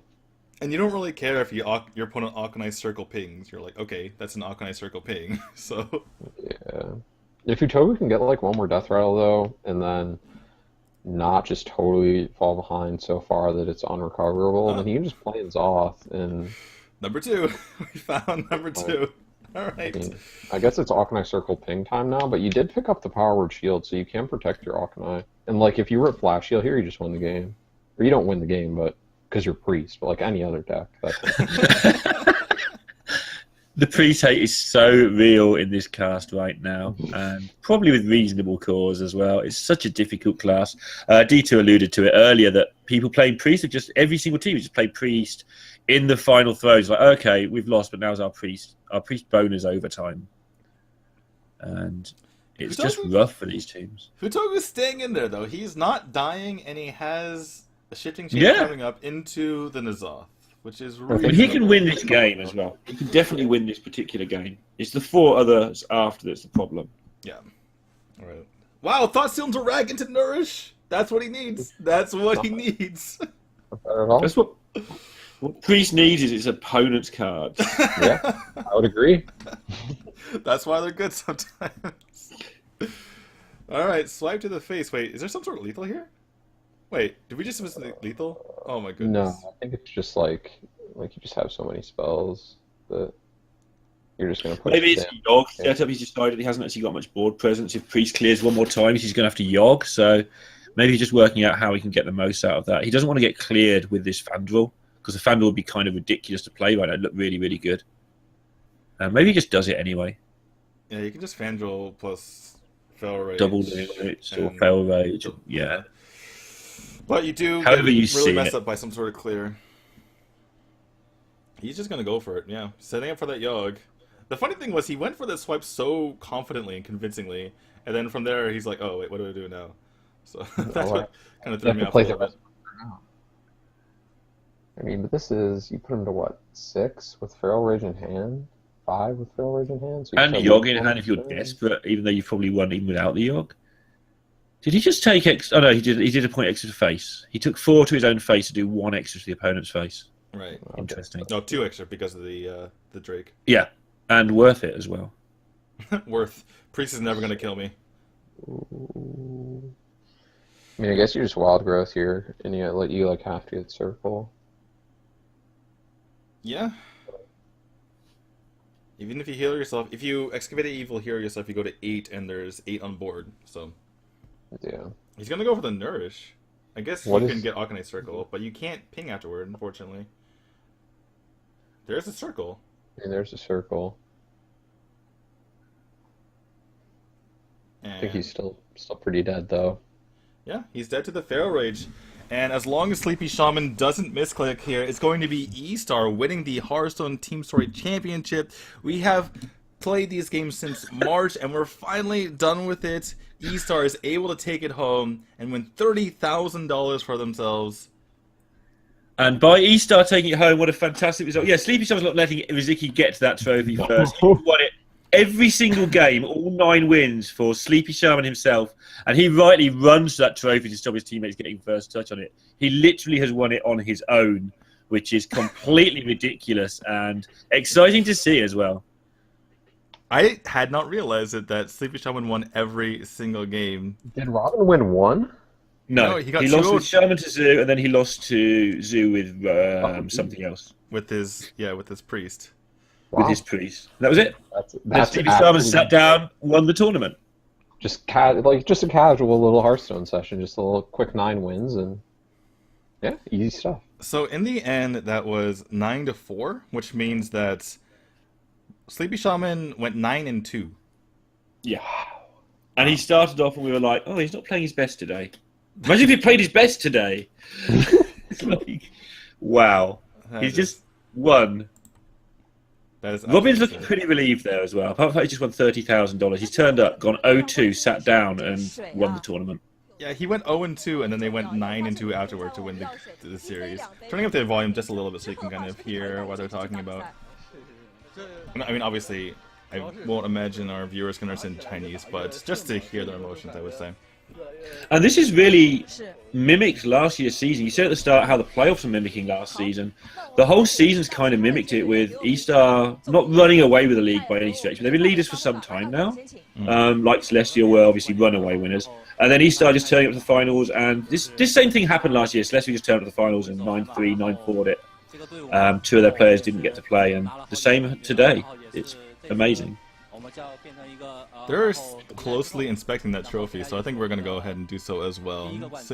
That Murloc, that beautiful Murloc trophy, and Fualver's already picking at it. Did he just take a piece off of it? Okay, well, whatever. Anyway, I love how Rosicki is talking the second most after Sleepy Shaman, just explaining how they won, even though he didn't play a single game. But, we have to give him some. That's actually probably why. We have to give him some crap, even though they won the championship. Yeah.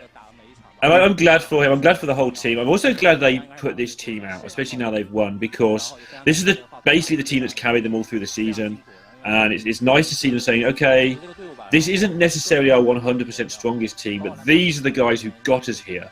Unlike what Celestial did, where, hey, we're back in the league now, let's just get the new guys who've got us back into it out and then just bring the old guard back. They've said, look, these are the guys who've done it, let's keep these guys doing it for us. And by the way, yeah, sorry about that. By the way, so many changes over the course of this season. We had YOLO Miracle going from YOLO Miracle to E-Star, having all those players swaps, a lot of drama in that situation. We had Zanchi, the actual site that, run what we used to, for the most part, watch these games on. There's like contract negotiations, went over to Chanmin now, and so many things going on, all these sponsor disputes as well. And finally, to be able to get such a good final here, and a lot of good games, is just really good to see here. Oh, just like, talk about a finale. It's probably one of the best games I've seen all year in that Druid Mirror. And then we had probably the best individual performance I've ever seen in this league with Sleep Shot. He just went off. He just won 9. Yeah. And it's one of the players that I think we'd be glad to see do well as well. He's had a fairly rough season in the league, and I think we're all agreed he's one of the better players in China. He's in the higher tier of those players, and to see him struggling, you start thinking, oh, is he really that good? And then he just comes out and, demolishes a team on his own in a team event. He just been one of the most. Yeah, he's just been one of the most consistent players in China. He was in EU versus CN 2. That was a long time ago. Yeah. I mean, remember when Kalento won that against, I think it was like Hawkeye? That was before even anyone knew who San Sifka was, but he was in that tournament. And it just goes all the way back. That was like, I believe, Tiddler in the semifinals as well. So many. He's been there the entire time. Always gets top 4, top 8.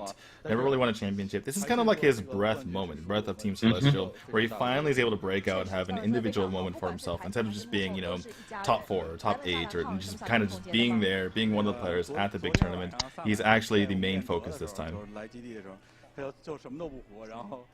Yeah, very pleased for him. And I mean, he's a quiet-looking guy, but when you actually get the translated interviews, he's a very, very cocky, sort of put your opponent down, say how great I am type player, which is a lot of the players in this league. They're encouraged to do that, but it's good to see somebody with a bit of character as well coming through, getting the moment they deserve. And I'm sure we'll see more of him in the forthcoming events. I don't know if he's still in the China Championships. We have Gold Series coming up as well, those sort of events. So hopefully this will spur him on to doing really well. Yeah, but we should mention that before we lose too many people who are going away, is that we are going to be casting the Summer Championships this weekend, and that's going to determine the second Chinese qualifier for BlizzCon. So just to let you guys know about that. And we have the microphone passed over to Fualver now. Freshly shaved head. Not sure if he did it for this particular tournament, but I guess it worked. Good luck on their side. And worked out for them in this particular finals. But yeah, I mean, let's just go back to the reason of that match for a couple seconds here while we have the Chinese players giving their interviews. Hamboy, was there any strategical decisions on the side of OMG that you thought may have cost them this match? I think the big break point was when the second player they sent out. We were talking about either sending out Dong Dong or Chiang, and I initially suggested Chiang. I thought it was good. The Dong Dong idea was good as well, obviously, because Shaman usually beats Rover. Just didn't have to work out this time. But I think maybe Chiang had a slightly better chance, and if he lost the first one, he wasn't guaranteed to lose the second one, which I think Dong Dong usually was. So I think maybe a slightly safer play would have been to send out Chiang, and maybe it would have worked out there. But I don't think you can fault OMG super hard for sending out Dong Dong, because I think I might have done the same thing a good percent of the time. So. Yeah, absolutely. The biggest thing there was, Dong Dong obviously not being able to win with the Shaman right there.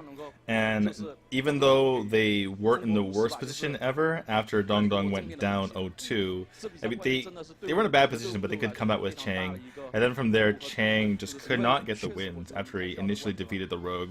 From there, both his Hunter and Mage went down to that Druid. And yeah, then from there, the rest of the team went down to the Druid. So just the story of these playoffs is the last deck.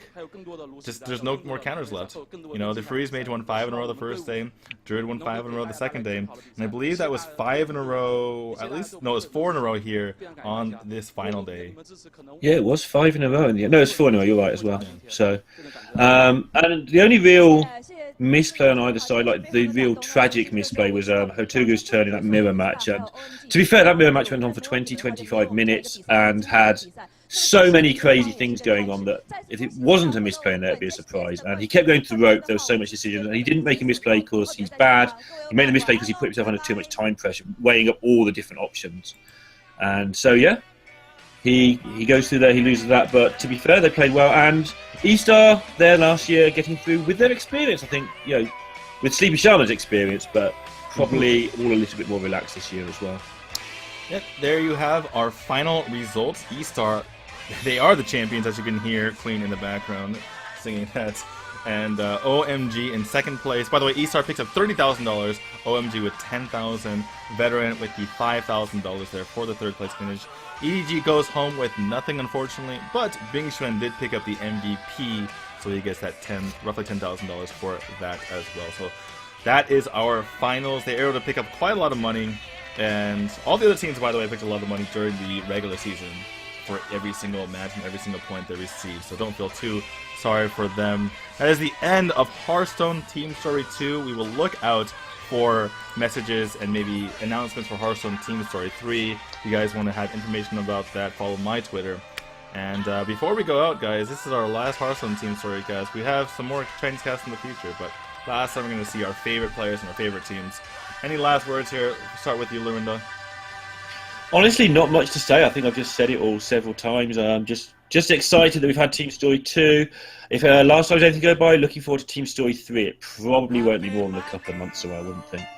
Yeah, absolutely. The last Hearthstone Team Story started around, I think, September, and it ended in January or February? January. And so, yeah, that's probably about the same timeline. I think the next one will probably be around that time, I would imagine. So, yeah, alright, Hamboy, any last words? Thanks to everyone who comes out. It's been a blast cast this. I can't wait for next season here. See you guys.